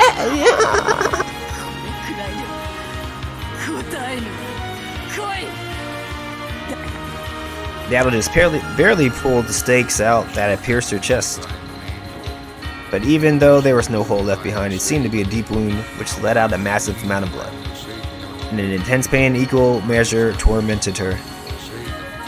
But Beato grinned, grinding her teeth, and pushed for the next game to start. But I won't feel any sympathy for the devil. The she-devil! Just by her existing there, we will be killed and made to suffer over and over and over and over. And Angie will be burdened with a future of isolation. Fuck Beatrice. ただ笑うだけでも永遠の地獄は続く。そなたを妹に返しはしない。妹は帰らぬ家族に1000年の間泣き続ければよい。 Saying just the right things to get Ballard like, oh man, I'm about to whip that ass tonight. You bastard! 情けも容赦もしねえぜ。第2のゲームだ。行くぜ。まずは最初の事件だ。6人が殺された礼拝堂での密室。 So they're going in order. Second game, 当時 episode の俺 2. がすでにカンパしている。マリアの鍵を何者かが密かに拝借し、事件終了後に密かにマリアのカバンに戻したんだ。マリアの鍵はマリア受領後から翌日のローザ開封の瞬間まで誰の手にも渡っていない。ジジイの書斎と同じ構造で礼拝堂の扉がオートロックだった可能性がある。つまり事件前に開錠しておいて扉が閉まりきらないように石でも挟んでおいた。そして鍵をマリアに預けた。施錠はオートのため鍵は必要なかったとの仮説もあり得る。金蔵の書斎にオートロックの扉は存在しない。扉は犠牲者たちが内側から閉めたんだ。6人の中に犯人がいて5人を殺し死んだふりをしていた。6人は発見時すでに全員死亡していた。全員が他殺だ。 Okay. 6人は全員が純粋な犠牲者であり相互の殺人には関与しない。相打ち殺人は存在しない。熊沢さんをはじめ当時アリバイがない人間が存在した。そんな誰かが6人を殺し内側に隠れていたと仮定すれば問題ない。あの礼拝堂には誰も隠れていなかった。よってその引きこもり密室は通用しない。 There's no one hiding in that chapel. It's the only thing she said in red. Which might be true.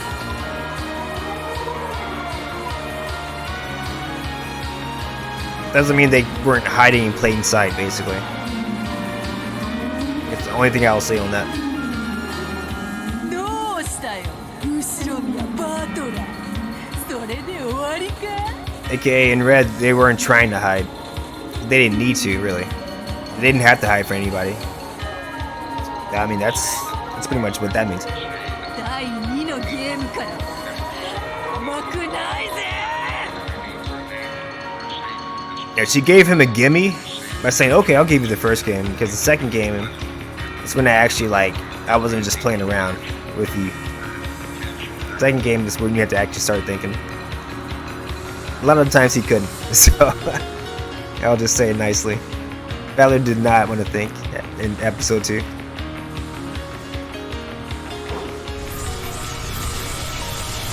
Boom, boom, boom, boom, boom.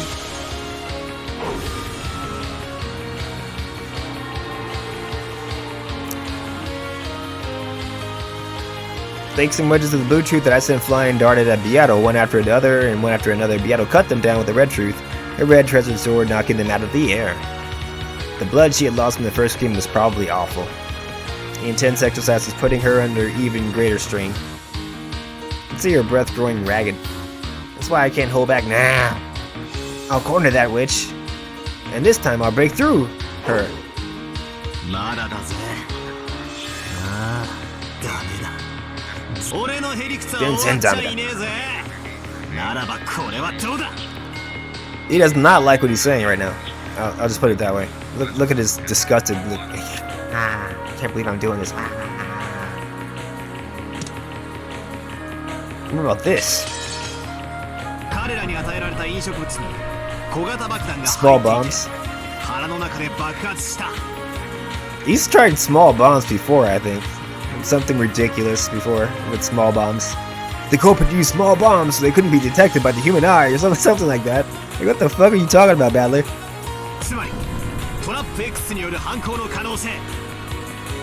I mean, Trap X is... It sounds lazy, but like, it pretty much puts the burden of proof on the other person to explain, oh, well, how they do this. If not, it wasn't like just somebody just doing some bullshit with magic. He's like, oh, it was a trap. Like, well, explain the trap. I don't have to, right? If there's a trap that actually works, you can't prove it doesn't. So the burden of proof just shifts off of me from like, oh, it's magic.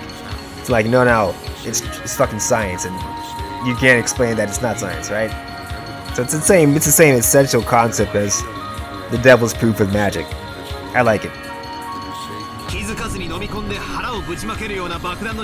That's what Battler's doing right now. He's being like an expert fucking debate master, right? Debate president, grade club president. My name is Battler. I took first in the festival for the debate teams. We scared straight superiors at festival. Debate fest.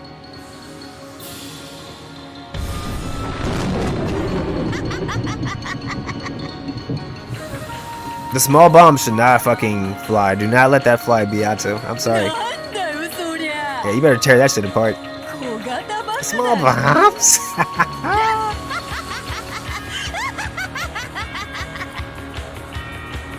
Beato failed to knock down the blue edge and it flew at an angle like a curveball. Oh, it connected. Let out a loud thunk and gouged herself deeply in her left shoulder. Ow!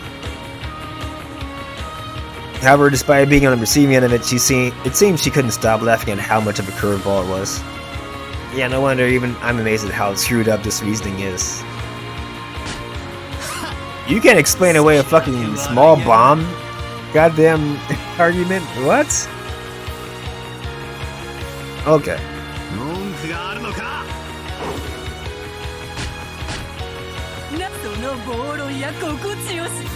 Yeah, she's let him win a little bit. Right? 問題ない。使用人の誰かが犯人であればマスターキーを使える。密室ですらない。その後、使用人室でカノンらしき謎の人物が襲いかかり、南條と熊沢が殺されたな。カノンの死亡はあの時刻以前に赤で宣言済みだ。ならばあのカノンは何者だというのだ。カノン君の死亡は赤で宣言済みならば生きているわけがない。よって襲われた彼らがカノン君と誤認するような何者かの変装の可能性がある。彼らは異なる人物。カノンと誤認することは絶対にない。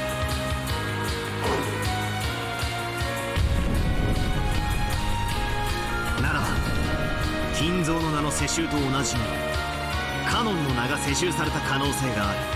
カノン君が殺され別の人物がその名を受け継ぎ彼らを襲ったと仮定できる。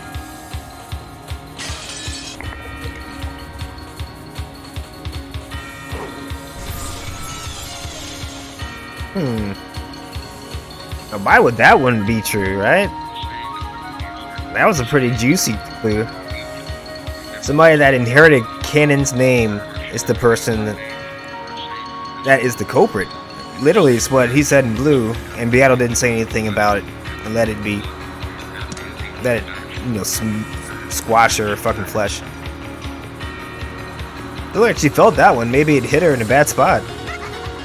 After leaning over and moaning for a while, she laughed it off, still trying to make it seem like it was nah big da. I can tell. That must have been hurting like a bitch.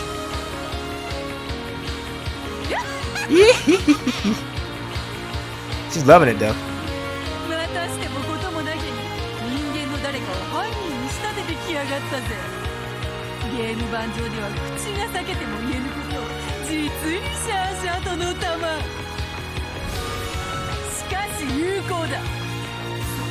限心地よし。心地よいぞ。痛みではない、心地よさだ。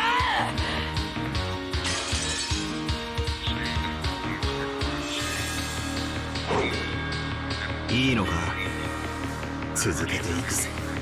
第2のゲームの最後の殺人、夏日おばさんの部屋で死んだ3人についての青き真実は、18人目の X を否定されても有効のはず。赤で反論はあるか？なければ第2のゲームも俺のものだ。ああ、ないぞ。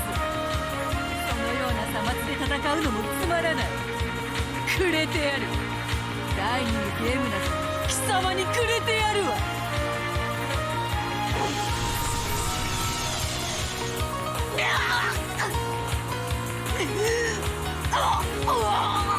Beato's in the giving mood. She's just giving away all these dubs. And since she admitted defeat in the second game, she gave out that dub. Witch's lungs were gouged and her intestines, her witch's face twisted in anguish. It hurt like a bitch.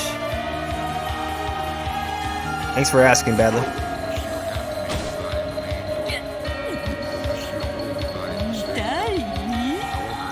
It's just a flesh wound, don't worry. This tickles a little bit. I think a fly grazed against me or something. Oh. Vicious.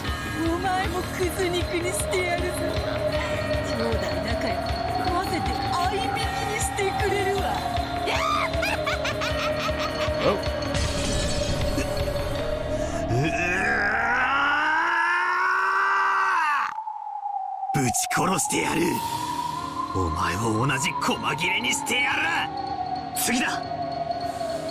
第3のゲームだ。いつまでへばってやがる。てめえを地獄に叩き落としてやるのは。Let's go, Badly. Getting a little murderous there for a second, right? No, I'll tear you to bits. I'll kill you. Literally, that's what he said. Really rip her apart from limb with his bare hands. That's what he's saying he's doing. Good stuff.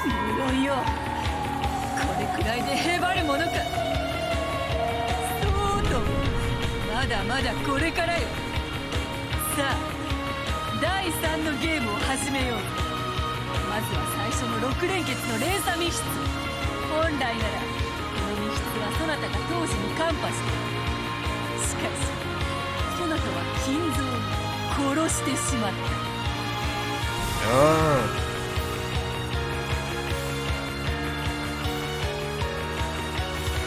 At the time, I hypothesized Gramps was the culprit, and after killing the other 5 and stringing the keys and prodded each room, he constructed his own locked room in the boiler room. Where in the middle of carrying out some kind of scheme, he had an accident which resulted in him burning to death in a boiler. But now I've gotten to declare he was already dead. So I've denied my own theory. The irony, however. 問題ない。ジジイ以外にも犯行可能な人間は大勢いる。親族会議中だった大人たちが全員グルで犯行に及んだとさえ言い切れる。マスターキー5本は全て5人の使用人の懐よりそれぞれ発見された。個別の鍵は死体の傍らの封筒の中。つまり連鎖密室に関わる全ての鍵が連鎖密室内に閉じ込められていたわけだ。ドアの隙間だの窓の隙間だの通気口だの、そんなところを使って密室外から鍵を戻すことなどできるぞ。なら毒ガスで殺したんだ。鍵は通らなくてもガスなら通るぜ。密室の外から殺人を実行したんだ。彼ら全員には致命傷となった重曹と思わしき傷跡があったぞ。室外からの殺害は不可能だぞ。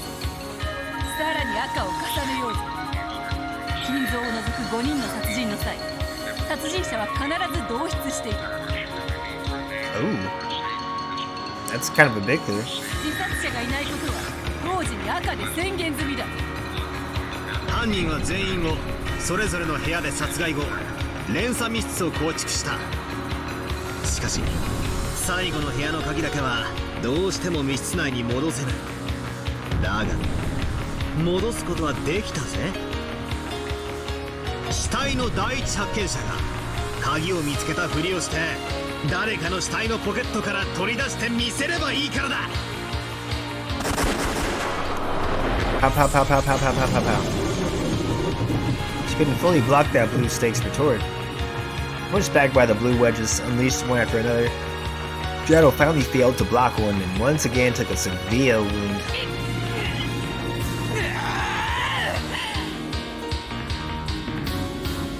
So we basically that statement you just said, right? The person who discovered the shit in episode 3. Who was the first person to discover the first body?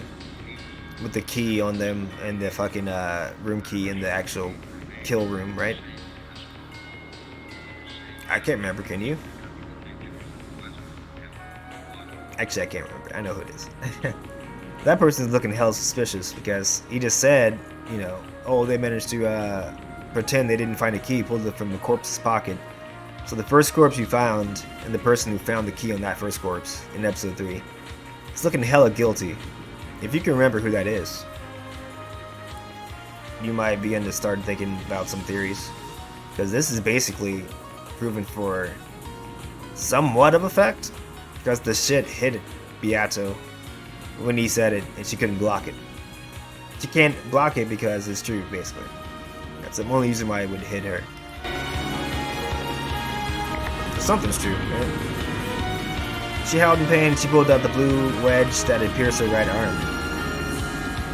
Elle's entire body had been slashed and pierced with blue wedge of stakes and blades all over and over again. And by now her whole body was covered in blood. But even so, Beato grinned. Cackled as though she was enjoying it. 親を連れ戻して帰宅すると約束した男がどの口で親を犯人にした説を語るというのか。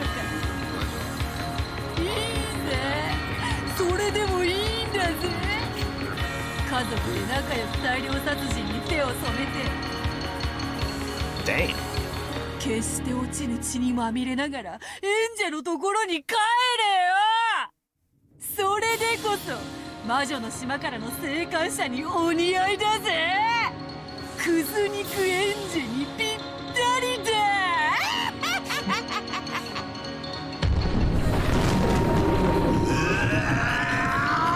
黙りやがれ。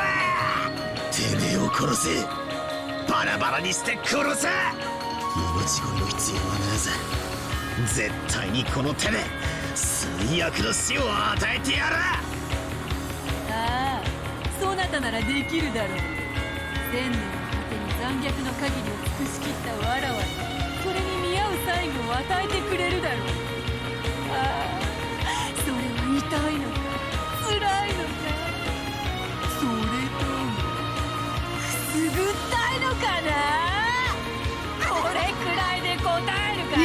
来いよ、後ろ宮バトラー。Yaba had already countered my first powerful move, the 18th person X, by making the number of people on the island 17, but just limiting the number of people to 17 doesn't overturn the theory that Eva is the culprit. In episode 3, I can crush most of the murders in the third game with that theory. Blood was dripping from all over the body of the Golden Witch.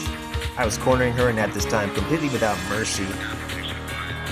Isn't the game played only to determine the winner and a loser? Yeah, we're not playing around here. Even just playing and fighting like this here delays the trip home.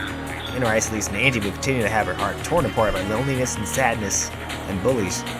I've gone back to Angie as fast as I can. ボロボロだな。虫の息ってやつか。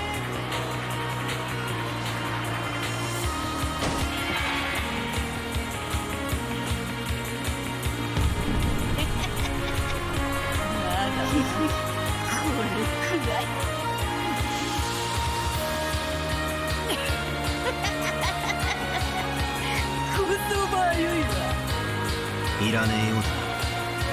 よし。もとよ、そのつもりもなかろう。存分に行くぜ。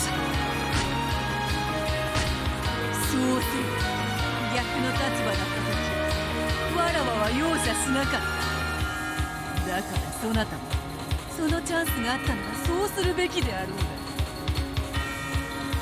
Well, we know that's a lie, right? She even just said that she showed him mercy at once. When she almost had him sign, like, no, let me just make sure he knows that I'm just conning his ass at the end before I have him sign the paper. He's about to sign too, right? And then she fucking gave it away. Like, oh yeah, I'm just fucking playing around with your ass. That's not showing mercy, basically. また別の世界の孤独な演者を呼んで、今度は獅子を引きちぎって槍に刺して炙り焼きにしちまうぜ。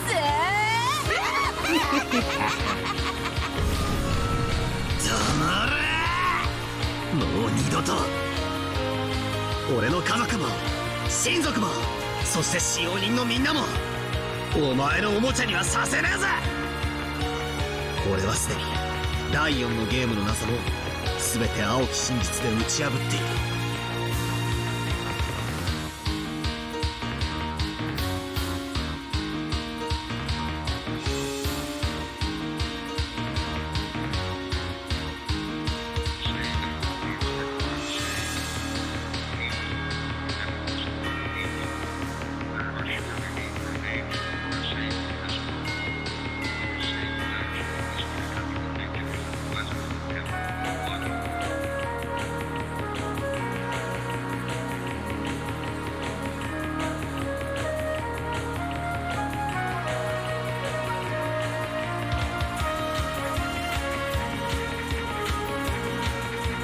残る謎は第3のゲームの一番最後、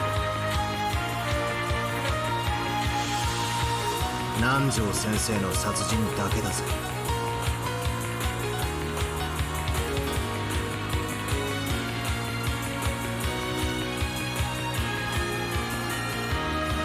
おい、あら、もうそんなところまで追い詰める。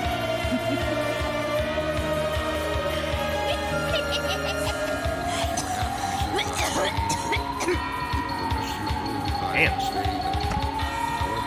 She called violently spitting up blood. Her insides have been punched through so many times. It was only natural. ということは、この南條先生殺しの謎だけがお前が魔女であることの最後の防衛戦ってことになる。そうなる。これを破られた。わらわは全ての謎を破られた。そなたの真実のいずれかを新しき赤き真実で反論するか。当たるわらわは死ぬ。追い詰められて風前の灯火って感じには見えねえぜ。まだ何か隠し玉を持ってやがるな。さあ、どうかな。わらわはもはや1000年の長すぎる生涯の相手。その手に巡り合ったそなたという公的種によって生涯を閉じるのも悪くないと思い始めている。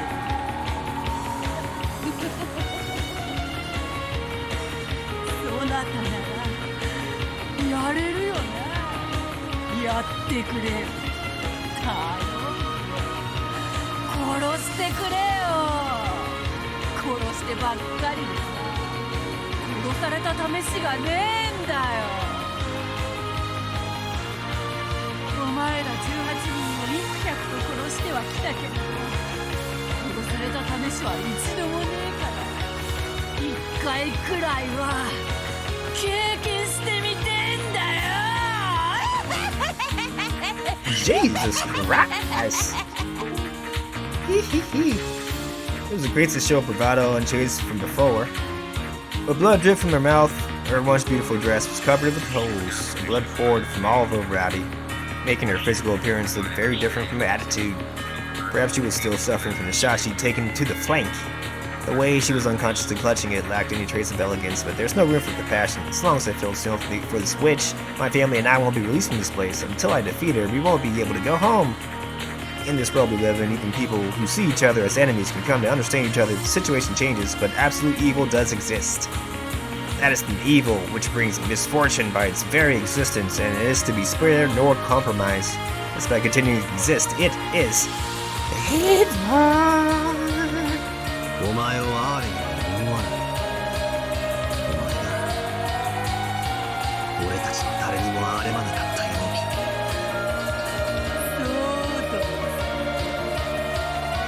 お前らのゲームの駒だぜ。毎回最初の6人は誰を殺すかな。次の2人をどう殺そうかな。もっともっと黒い殺し方はねえかなって考えるのは最高に楽しいぜ。 Do you see it? Do you see it? なあバトラよ、少し改心するから今回も許してくれよ。そしたらさ、もうちょっとマシな殺し方に変えてやるからよ。誰をどの女をどんな風に殺すか、お前の希望も聞いてやるからよ。楽しいぜ、人の命をもてあそぶってのはよ。お前なら考えつくよ。もっともっとクズ肉にしてやる方法はよ。来いよバトル、南條殺し暴いてみろ。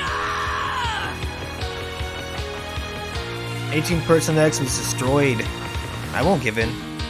I'll stop that witch anytime. At the end of the third game, it was declared in red that the 4 survivors at the point in time, Battler, Eva, Jessica, and Nanjo, were all unrelated to Nanjo's murder. None of them killed Nanjo. Not even Eva, the main culprit of that game. It was also declared that he was murdered directly, right before his eyes. All the other people had the strongest alibi of having their deaths declared in red. Without using the 18-person X, I have to break through this. Push it to the limit. Don't stop thinking. Don't think. Her red doesn't only bind me, it's also supposed to be a weak point. I've got to somehow use it against her. Like a mirror. That's right, there's still a gap. I'll have to jump at the gap. Yeah, this way, I can break through it. Remember, they're in the 80s, guys. Or 90s. Yeah, 87. Sorry, 87. The gap's the thing, right? At 87, I think. Maybe? Not in Japan, probably, but maybe? Beatrice's legend of the witch is over. 確かに他の連中は死亡だったのさ。 It's like you buy that at the gap, right? だが赤で死亡を宣言されたのは Pull the shit out of that. 南條先生が死んだ瞬間ではない。 At the time at which their deaths were declared in red was not the instant Dr. Nanjo had died? Whatever do you mean? Did Beatrice lie? To you during her testimonial story? Oh wait, he even names the time of death. Whoa, what? つまり南條先生を殺した時点では生きていた何者かがエヴァの死亡宣言までの間に死亡していればその感激は縫えることになる。 Okay, hold on. So what does he say here? In blue. Oh, it doesn't tell me the blues that he said before. Okay, that's fine.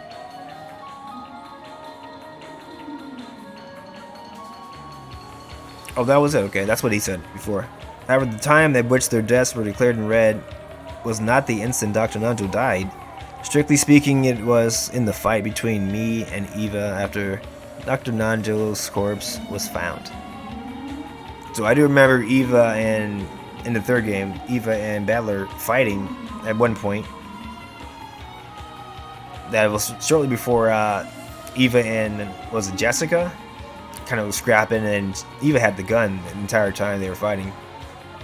So Eva accidentally quotes, right? Shoots Jessica in the face, blinds her, literally blinds her from the muzzle flash part, I think. It wasn't an actual bullet, but Jesus Christ, right? Fighting with your goddamn niece, and fucking gun goes off in her face. Like, goddamn. I might have fucked up as an aunt. She's still best girl, though. I don't know if that actually happened or not. But, strictly speaking, it was in the fight between me and Eva after Dr. Nanjo's corpse was found. So that implies that Dr. Nanjo was not dead when his corpse was found, so he was pretending to be died. So, oh wait a minute, okay.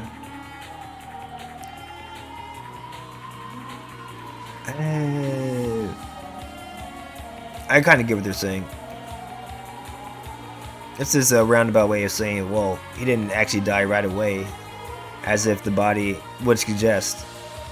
But he could have died at any point between the time they found the body and the time he actually died. Which could have been a lot later than we think. He could have died right before we came to the room, basically. Before Battler even sees the body. But the way the body has been positioned, well, he died like hours ago, right? Maybe not. Right? Maybe not. That's what he's saying here. I had to read that twice, because I didn't know what the fuck he was saying at first. エヴァの死亡宣言で初めて死亡とされた人物の中に犯人がいて、その人物は最初うまいこと死んだふりをして俺たちをやり過ごした。 There you go. そして赤での死亡宣言がないまま俺たちには死んだと思い込ませた。そして南條先生を殺し、その後に何かの理由で死んだ。 Wait, we don't really need that part? We're just concerned about what happened by the time Nanjo's died. So we know who killed Nanjo. And that theory does take care of that. The first 6 people that were dead, one of those people, and I think I said this at the time too, are still alive, and they pretend to die. But of course it's not Battler checking the bodies, it's Nanjo, or culprit Nanjo, or accomplice Nanjo, either way. Well, he's lying to Battler about them being dead, because he's either in on it or he's the culprit. So then you can't really trust any of them to dead at that point. So one of them was alive, basically. And we established that every time we found a new body, like, oh, they might not be dead. We don't know because it's not Battler checking their pulse, right? It never is. It's never supposed to be. So somebody was still alive, basically, and once everybody left, the party that's like quote unquote investigating all the crime scenes, that person gets up and, you know, continues to hide in the shadows, posing that they're dead, right? Posing that they're dead, and he ends up doing all the killings. And he or she is the one that initially killed all 6 of those people. Well, really 5, because one of them's not really dead, right? So that's the theory here. そしてその後エヴァが赤で死亡宣言を出す。以上の仮説でも南條先生の事件は説明できる。 It would have to mean that Eva and this person that pretended to be dead, it's working in cahoots. So, and we've already been told in Magic that, you know, at least Beatrice and Eva are working together somehow.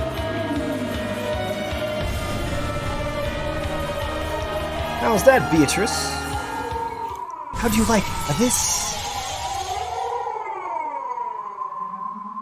When he forcefully asked that question, there was a terrible sound that could only be likened to that of a compressor, and a blue steak as thick as a log. Okay, but just pay attention to how big these steaks are that ended up, you know, impaling Beatrice. So the bigger the steak, the bigger the truth is that he literally attacked her, you know. So what Battler just said, maybe I would say 99% true. Is this that big? Yeah, it's probably 99. Maybe there's a little bit off, right? Not that much damn off. Got a steak like that. Got a big steak there, son. Appeared from under the earth and skewered the golden witch Beato, pulling her up into the air. Damn! Ugly tearing sounds rang out from one after another, and each time a blue stake or a wedge appeared in pale Beatrice's body. And that finally ended. Tragic forms exposed their pincushion by the more than 10 stakes and wedges all over her body, dripping with blood, dangling and crucified. Whoa! There was none of the dignity of the brutal witch who had sneered at the honor of the dead and toyed with and killed hundreds of the living. The rain, which had started falling at some point, rightly tormented the crucified witch. Battler heaved with his breathing. He waited for some kind of answer from the Golden Witch. Although it wasn't long, it took the witch at least a little bit of time before she showed any signs of life.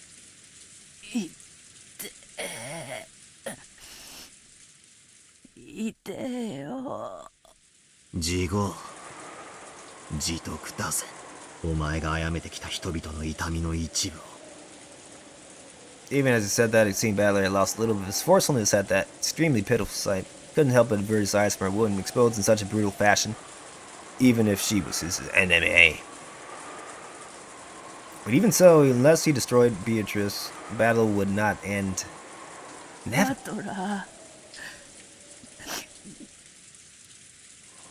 Huh? Beato let out a sob? Huh? What? Huh?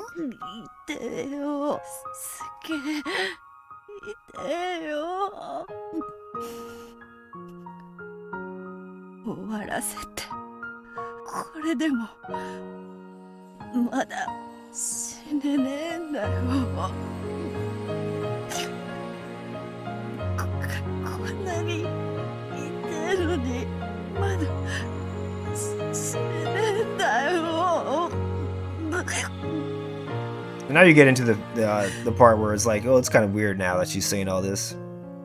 After all this bravado from the first 4 episodes, until this point, right? She's always been cocky, arrogant, like, oh, I'm gonna fuck your family up, and you're not gonna do shit about it, bitch, and that kind of shit, right? Now she's all, well, you gotta kill me real quick. You know, I can't end this suffering. Kill me, blah blah blah.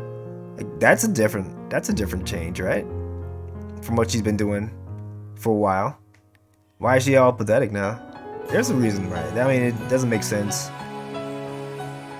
but it will.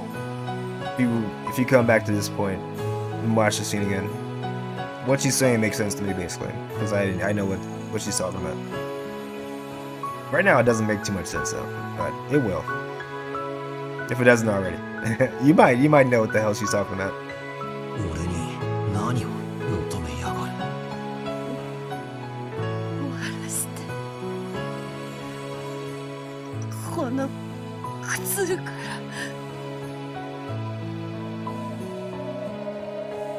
Beato's expression was a soggy mess of blood and tears.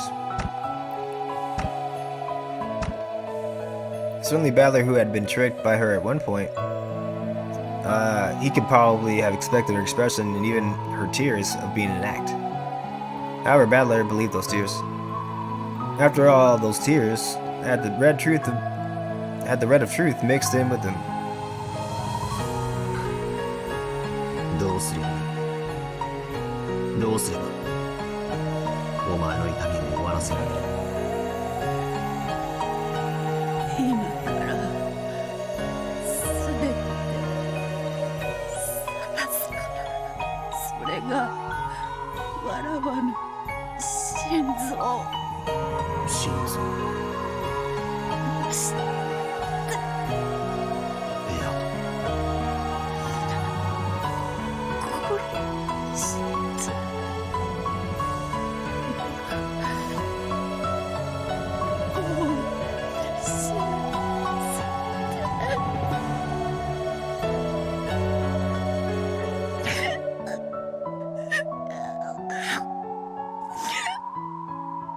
Were those tears of pain and torment, or else?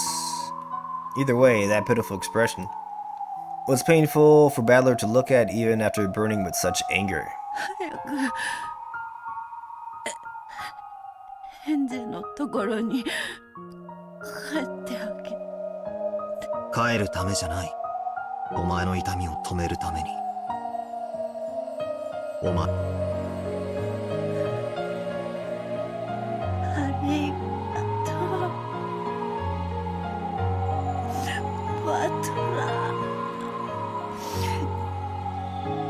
With her last breath, Beato summoned up all of her remaining strength and managed to close both of her hands into fists. The red light began to gather at those fists. Then she lifted up her arms as though wishing for something from heaven.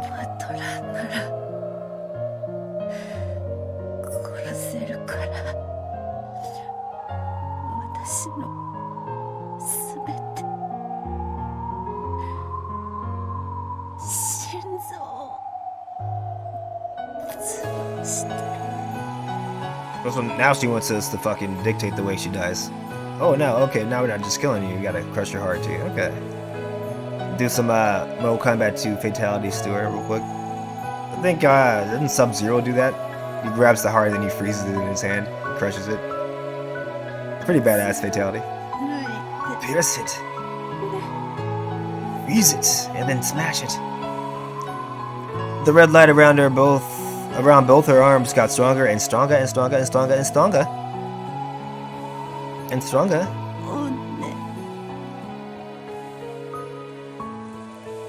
She got that far into the word, and then her face tilted to the side a bit. Her right arm lost its light and flopped down. But her left arm alone did not lose its light and remained held up towards the heavens. Oh shit. She's dead! Is she? He didn't say yet. He didn't say, oh, well that therefore there's no witches in the world or something like that. Then before Battler's eyes, another Beato appeared with a faint form, transparent like a curtain. Crucified Beato had already lost consciousness. However, the newly appeared faint Beato quietly looked at me, her eyes expressionless, and spoke in an uncharacteristically polite tone. 後ろにはバト、今から私があなたそれでそしてたった今この島にはあなた以外誰もいません。この島で生きているのはあなただけです。島の外の存在は一切干渉できません。 So this is back on the game board, and that's what she's talking about.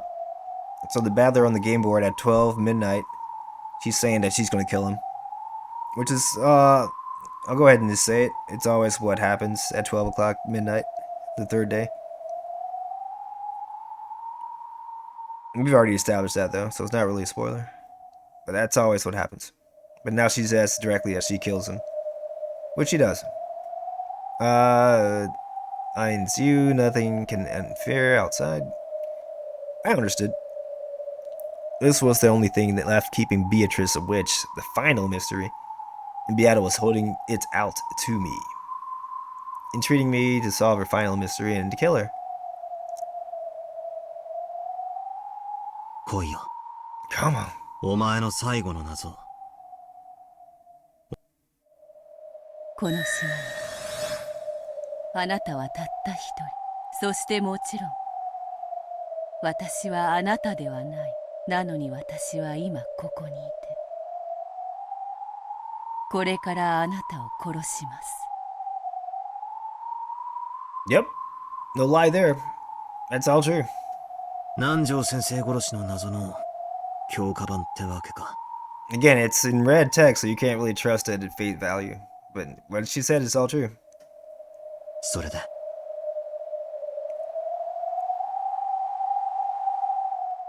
私は誰？それがお前の最後の出題なのか。 You could probably answer this question, I would think. 私は If he's doing all that fucking reasoning, at this point he should know.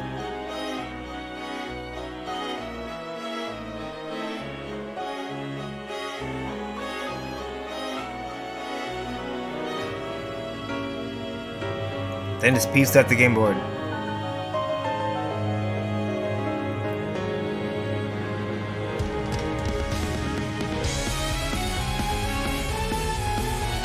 Oh my god, what happened next? Oh my god. Oops. Hit the mic there. I'll grab another beer real quick. あなたが望むのなら腕も足せるわだからどうか願いを叶えて Just cutting off the subtitles, looks like. ここよそんなとこにはないのたどり着けない永遠に戻ることなどできないの後ろの道は消えてしまった出会うはずの二人導いてたとえば始まりの時であっても禁断の館では全て愛してみせるから仕組まれた罠だともあざけり笑ってみせるんだ悲しみの記憶すらあなたを責める道具にして一度だけささやくよディスコ雨は止まずにあなたを連れて週末の楽園を目指す始まりはそこから Where everything begins. Even the magical shit.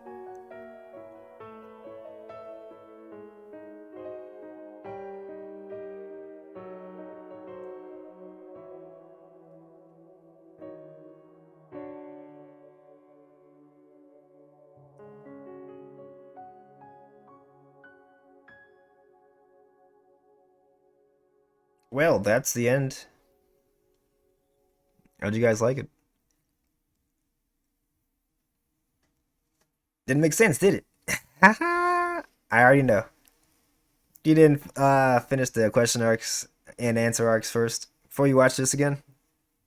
It wouldn't make sense. What the hell is she talking about?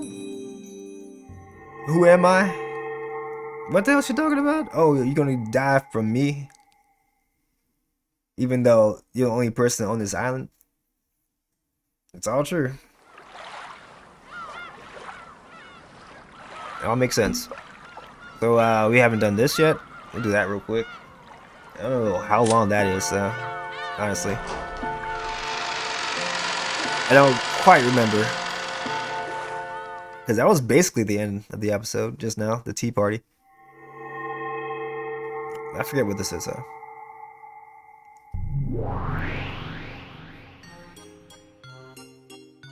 Unknown.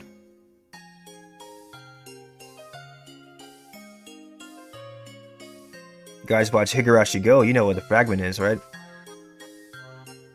So I wonder who's here. Probably Lambda Delta and Berkestel, I would say. Scattered over the big red bed were huge, cute jelly beans of various colors. They might not have been huge. And chocolate coins. And huge coins. Fork was stuck into the shortcake peeking out of a gift box. There were decanters with drinks of various colors lined up on the side table. But the venomous color of the drink poured into the glass matched none of the decanters. Someone had probably been playing around mixing them together. Taste aside, that was a lot of fun to do. On top of the fluffy bed, there were several colorful big pillows stuffed with big dreams, maybe. Everything was big tonight. Hey, it is Berkestel and Lambda Delta. And on this big bed that looked like something out of a child's dream world.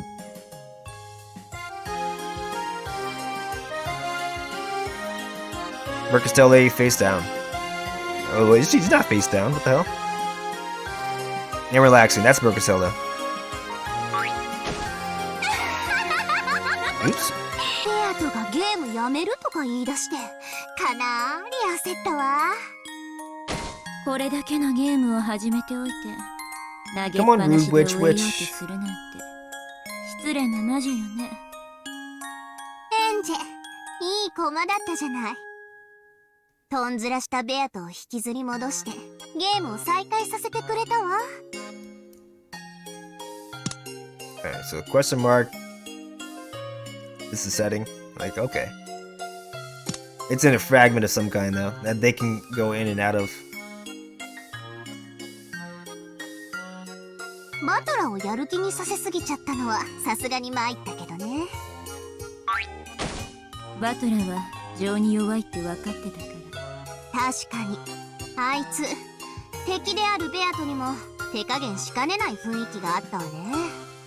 前回の流れから下手するとベアトに同情しておかしな方向にゲームを流すかもしれないって危惧してエンジェルはバトラのゴールを誤解した時に再誘導するための切り札を本当はもっとサポートさせてそれから切りたかったんだけどね。いきなり切らされたわ。仕込みに随分かかった駒なのにもったいなかった。例の名乗っちゃダメルール枷にしておいてよかった。あれを設けなかったら兄弟タッグ大活躍でベアトはあっという間に飲み込まれてゲームエンドだったわ。一気に畳みかけるチャンスかと思ったんだけどあんたのマークがきつくてうまくいかせなかったわ。ああ、もったいない駒だった。So we can see here Brooker still never lied to Angie once. Like, she didn't promise her anything that she couldn't deliver. She did tell her that, oh, it's nothing even for me. I'm just trying to like stave off boredom basically. So she was on her side, legit. And it's just Lambda Delta had like a little counter to the shit that Brooker still could do for Angie. Instead of like reuniting her with her family, oh, Angie has to like sacrifice herself for her dead? Question mark, brother? Because we established that he's back in 1986 while she's over in 1998, so... Is he already dead at this point? Beatrice just literally said, oh, I'm about to kill you at midnight. Who am I, right? And we don't know that. We don't even know if he's dead or not, if she did kill him. Because this is 1986 Battler, right? He's not surviving past that. He's got to be a 1987 Battler. Survive past this shit. Is he alive in a year? Who knows? 当然でしょ。あんなずるい駒とっととリタイアしてくれないと困るわ。まあ結果的にゲーム中断を阻止する活躍をしてくれたし、それは私にとっても助かることだった。互いの利害が一致する活躍をしてくれたという意味においては本当に素晴らしい駒だったわよ。バトラと同じで単純な子だったから簡単に私の言いなりになってくれたわ。駒にするならバカか直情型よね。ああ、本当に惜しい駒だったわ。その子も今じゃひき肉ねえ、後で一緒にそれでハンバーグ作りましょうよ。あ、餃子の方が好きだっけ？妹味ってどんな味かしら？笑える。いや、あんたそんな余裕でいいの？エンジェのおかげでバトラは奮起。ベアトを猛追し始め、今やだいぶ私が有利なゲーム展開だと思うけど。というかバトラ、今回でこれまでのほとんどの謎を解いちゃったんじゃない？はあ？とんでもない。バトラの青き真実なんてほとんど外れてるわよ。Yeah, it's pretty much apparent that Beato just let him win most of those things. Like, oh yeah, I'll give up arguing. She literally said that for almost everything that she let slide. I mean, some of the stuff was actually true though. You could tell, like when she got a big ass wound, her mistake, and she's not saying like, oh yeah, I'll let that slide. Basically, it's just when she just has no other choice but to take that stake. That's when he's, true. A lot of the times, most of the time, she's like, ah, that amuses me, so I'm gonna say I give up this round. It's literally what she says almost every time. ベアトのぬるい赤なんて隙間だらけだもの。Yeah. 多少は知恵の回る子だったら適当にへりくつ並べりゃ簡単にすり抜けられるわ。ああ、本当にイライラしたわよ。私だったらどれもこれも徹底的に赤で切り返してるわ。あら、そう、私はてっきりあれらが正解だと思ってたわ。小型爆弾を飲み込ませて云々はさすがにどうかと思ったけど。バトラの青き真実だって全部が有効になってはいないわ。ベアトは第一のゲームにおいて身元不明死体についてその身元を全て保証するとはっきり明言している。 She guarantees identities of all the unidentified corpses. What does that mean, by the way? Right? Ask yourself what she's saying there. これによりバトラのエヴァ秀吉の密室殺人の犯人は偽装死体を演じた何者かという推理は破られてるのよ。次にボイラー室のカノンは事故死だったろうとしてるけど自分の胸に杭が突き刺さっちゃう事故って何よ。ばっかじゃない。私が赤き宝刀とやらで切ってやるわよ。カノンは事故死ではない。その次の客までの源氏たち3人の殺人の時計回りに同時に射殺して死に合ったとかいう相打ち殺人の滑稽だわ。源氏、熊沢、南條は殺人者ではない。最後の夏日殺しのトラップ X もバカバカしいわ。夏日を射殺したのはトラップじゃなくちゃんと銃を構えて引き金を引いてしっかり射殺したのよ。ご愁傷様。あんたダメ、そんなことあたりあの子夏日の銃弾を魔法で跳ね返して殺したってことにしてるんだから。あらあら、いけない。そうだったわね。第2のゲームの青き真実だって甘すぎよ。礼拝堂での6人の殺害時犯人は礼拝堂内にいたわ。あいつ何でもかんでもトラップ X で説明しようとするわよね。トラップ X って何よ。変なミステリー小説のお約束。使用人室で南條と熊沢が殺された事件のカノンの名前を世襲したとかいうのも滑稽だわ。カノンの名を名乗ることができるのは本人のみ。異なる人間が名乗ることはできない。 Okay. 夏日の部屋のローザからマスターキーを借りたという推理もダメダメ。ローザがマスターキーを管理して以降それら全ては一度たりとも彼女の手を離れていない。 There you go. Okay. Never did any of them leave her hands. Sorry. 夏日の部屋を開錠した時にマトラに貸し出した際を除いてね。まだまだ続くけどざっと軽く見てもこんな感じかしら。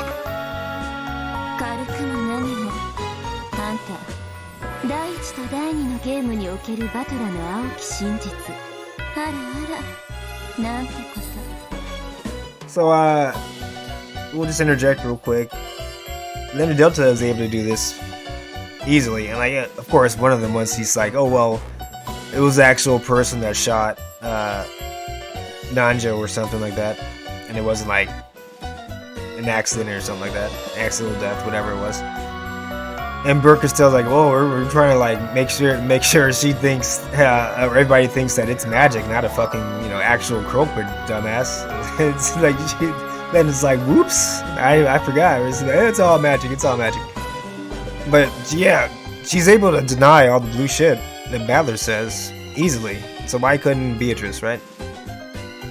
Or why did Beatrice just let herself get hit?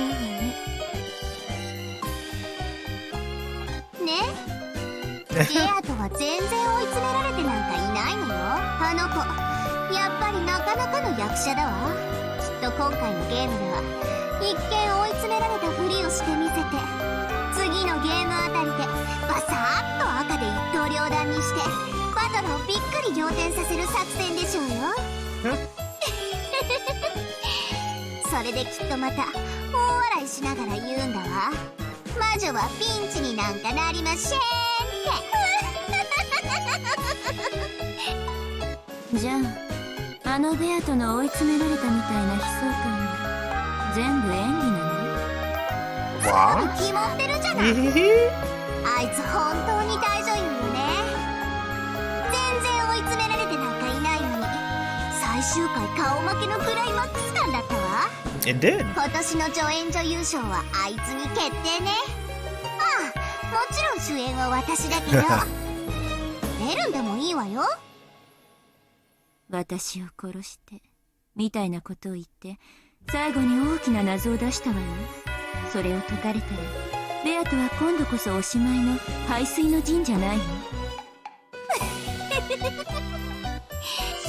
だ、ベルまで騙されてるの？あんなの排水の陣でもなんでもない。ベアトはね、まだまだどぎつい奥の手を温存してるわ。 Okay. 最後の謎を出すために両腕を突き出した時、右腕だけ下ろしたの気づいてた？ああ、そういえばあれはそういう意味だったわ。そういうわけ。あの子はまだまだ奥の手を残してる。そして何も謎は解かれちゃいない。それをまるで全て完歩されて次回最終回みたいなテンションにしちゃうなんて。 Oh, it was. つくづくあの子は演技の天才よ。ああ、早くバトルをどん底に叩き落とすところが見てやりたいわ。あの子、前回のゲームの北風と太陽作戦ですっかり味をバトラ。女の涙は一粒で男を騙せるからね。実に安上がりでお得よね。バトラ、またその手に引っかかっちゃうかしら。二度と同情しないように私のバトラを焚きつけない。当分はエンジェのひき肉で焚きつけられそうだけどね。エンジェ味のハンバーグでパワー Mincemeat. Oh shit. もちろんこっちも負けないわよ。ここからバトラと拮抗するくらいに盛り返せるようベアトを徹底的にサポートするもの。負けないわよ、ベアトは。負けたら素敵な罰ゲームがあるわよってあんたの罰ゲーム Watching C-SPAN for 本気でシャレにならない48 hours straight. 少 No し加減した breaks. 方がいいわ That's よ。 the penalty. Yeah, that'd be okay. Something like that, probably. ベルに次に罰ゲームをできるときはこうしようって決めてるのがあるの。Wow, tell me, wow. 聞きたい聞きたい。嫌よ。 No? もう聞いてよ。あのねベルを素敵なお城に閉じ込めてあげるの。そのお城は真っ白な純白の城壁に囲まれていて、一辺は 12km、 12 kilometers to a side? 高さは10メートルあるの。 Oh 魔 shit. 法とズルは禁止。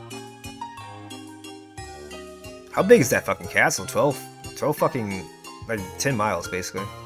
Right? とても飛び越せないわよね。14億4000万竜兵。話のうちが読めたからもういいわ。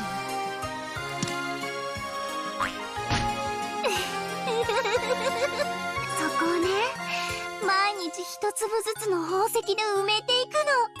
それで城壁いっぱいに溜まるまでベルンを閉じ込めて、その宝石で埋め殺すの。素敵なロマンチックな罰ゲームでしょ。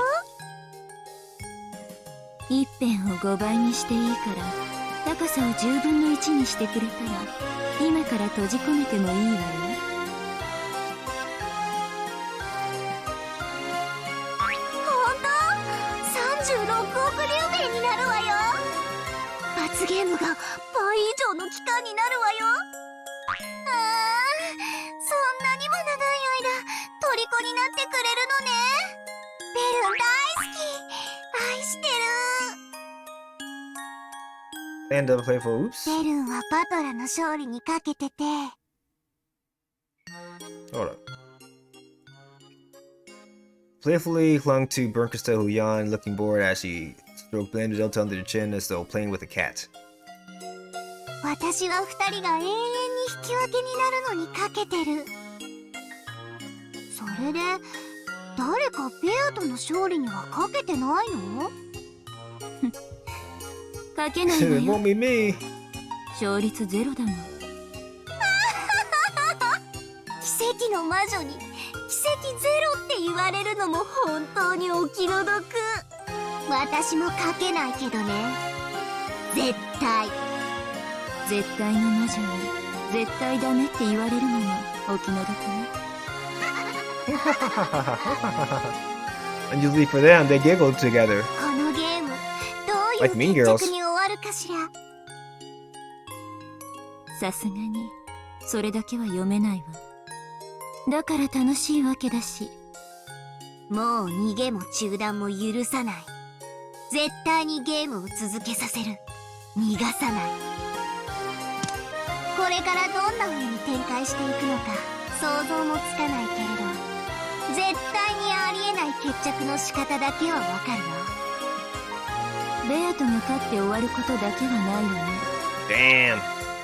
だって私もベルンもどっちもベアトの勝利にかけてないんだもん。つまりベアトが勝ちそうになったら私たち二大魔女を敵に回すことになる。そういうことね。私たちの力が最も均衡するのは引き分けとバトラ有利の中間で均衡している場合のみ。ベアト有利に傾きすぎれば私たちは共に同じベクトルに団結してベアトを引きずり戻す。つまりベアト優勢になった瞬間、私たち二人をまとめて敵に回すってことよ。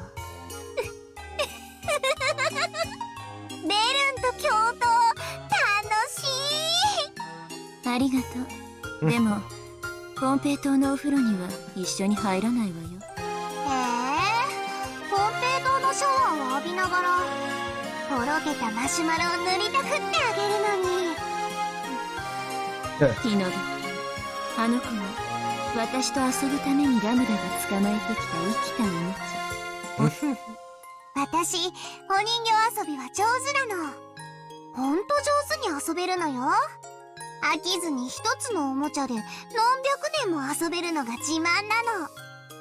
ある時は味方し、ある時は敵対し、永遠にもてあそび続ける。かわいそうにね。あの子はもう Dang. 私 So they've been playing her the entire. They've been playing Beato the entire そう time. いうことよ。あの子は私たちのお人形。私たち二人の望む末路しか用意されてない。つまり私によって永遠に引き分けが繰り返されるか、ベルンによってベアトが敗北して滅ぼされるか。ベアトが勝って終わるようなことは奇跡の魔女として宣言するわ。なら私は絶対の魔女として宣言するわ。ベアトは絶対に勝利できない。そして奇跡は絶対に起こらない。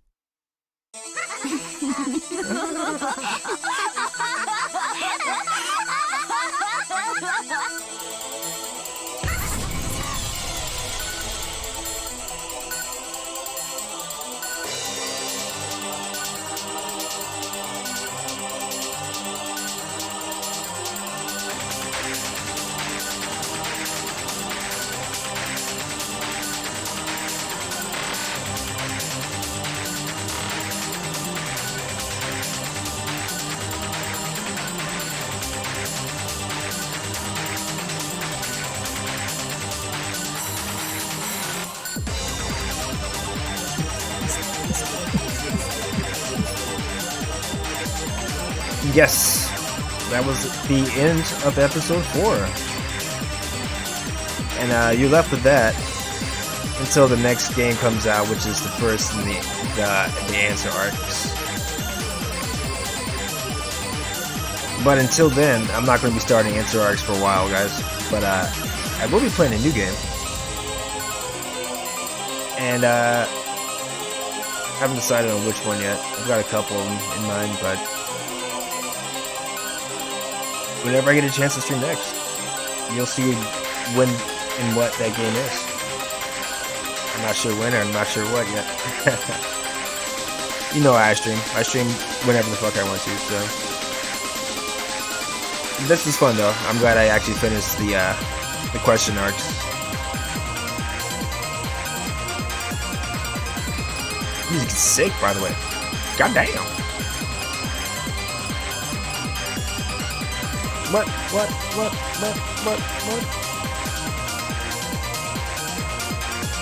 Ow! Lucifer. We got Satan on the mic. Asmodeus and Beelzebub. Oh, you know what I forgot to do? So there's a little Easter egg you can do. It can only be in the either, I think, Tea Party or the question mark. I just missed my chance to do it.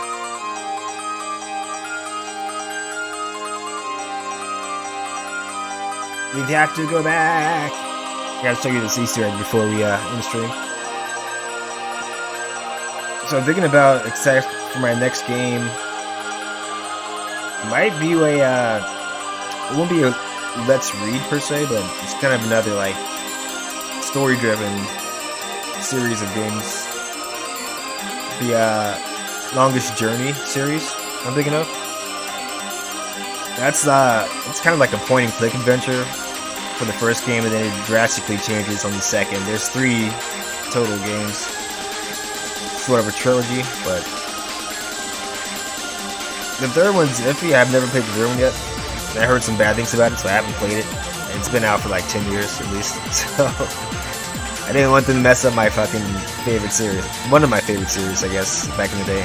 I mean, if you've ever played Sam & Max or Full Throttle, King's Quest, any of the King's Quest games, this is kind of like that. It's a point and click where you solve puzzles and you just interact with the environment using using strategy basically.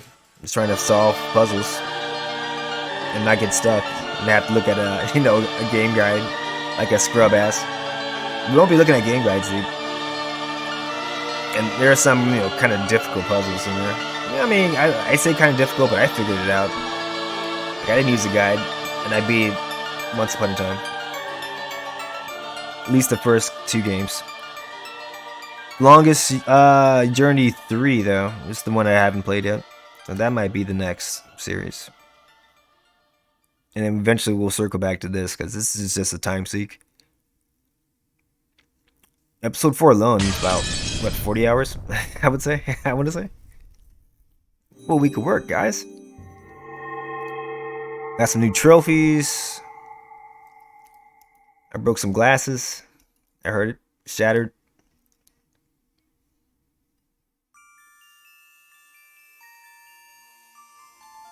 Hey, we got another, I guess this is the Umineko project credits.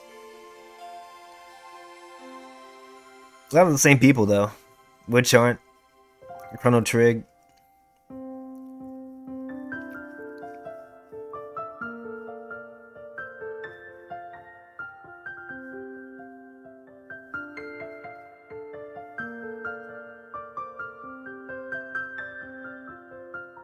What these guys did mostly is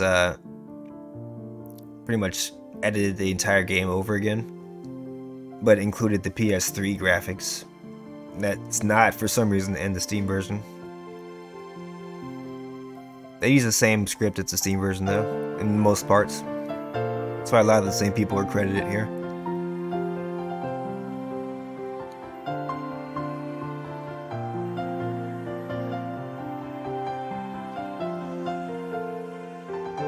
So props to all these people for doing a good job.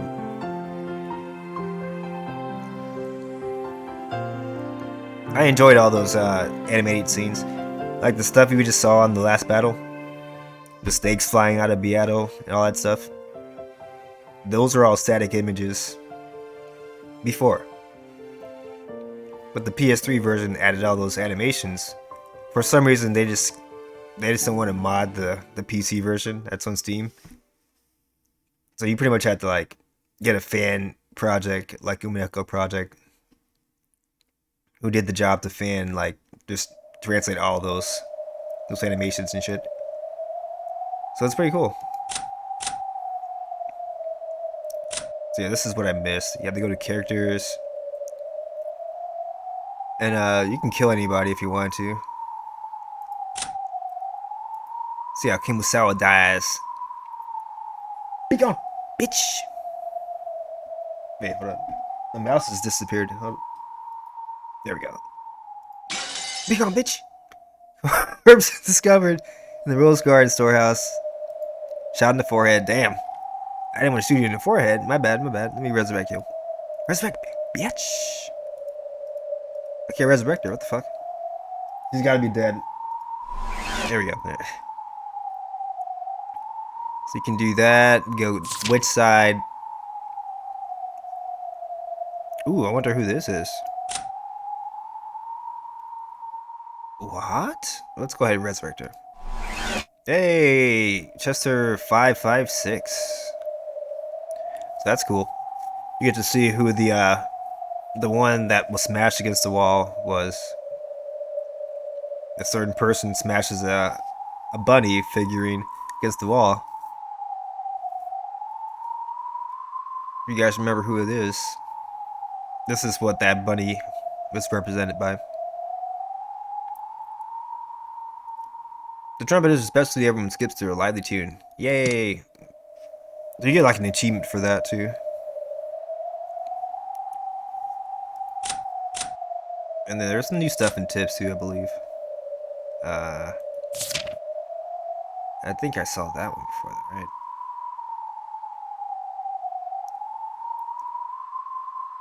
Yeah, the creators, Maria is the creator because she creates one from zero. Blah blah blah. Voyagers are Lambda Delta, Burkestel. I think I've seen those before. Oh well. They're good stuff though. I thought those were new ones after episode 4, but maybe not.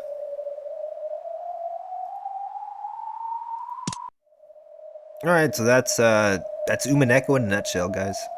Now, my favorite person in this entire game series has not yet been seen. So look forward to that. We've only gone halfway through this entire game series, and we haven't seen my favorite character yet. Eva's definitely close second, though. So we saw Eva. Escarald's there. She's going to be there in episode 5, too, so look forward to that eventually. In the meantime, in the between time, guys, peace the fuck out. Hope you enjoyed Umineko, and I will catch y'all later. Ooh. That's a nice outro. It's supposed to be the intro. It's also the outro to this damn series.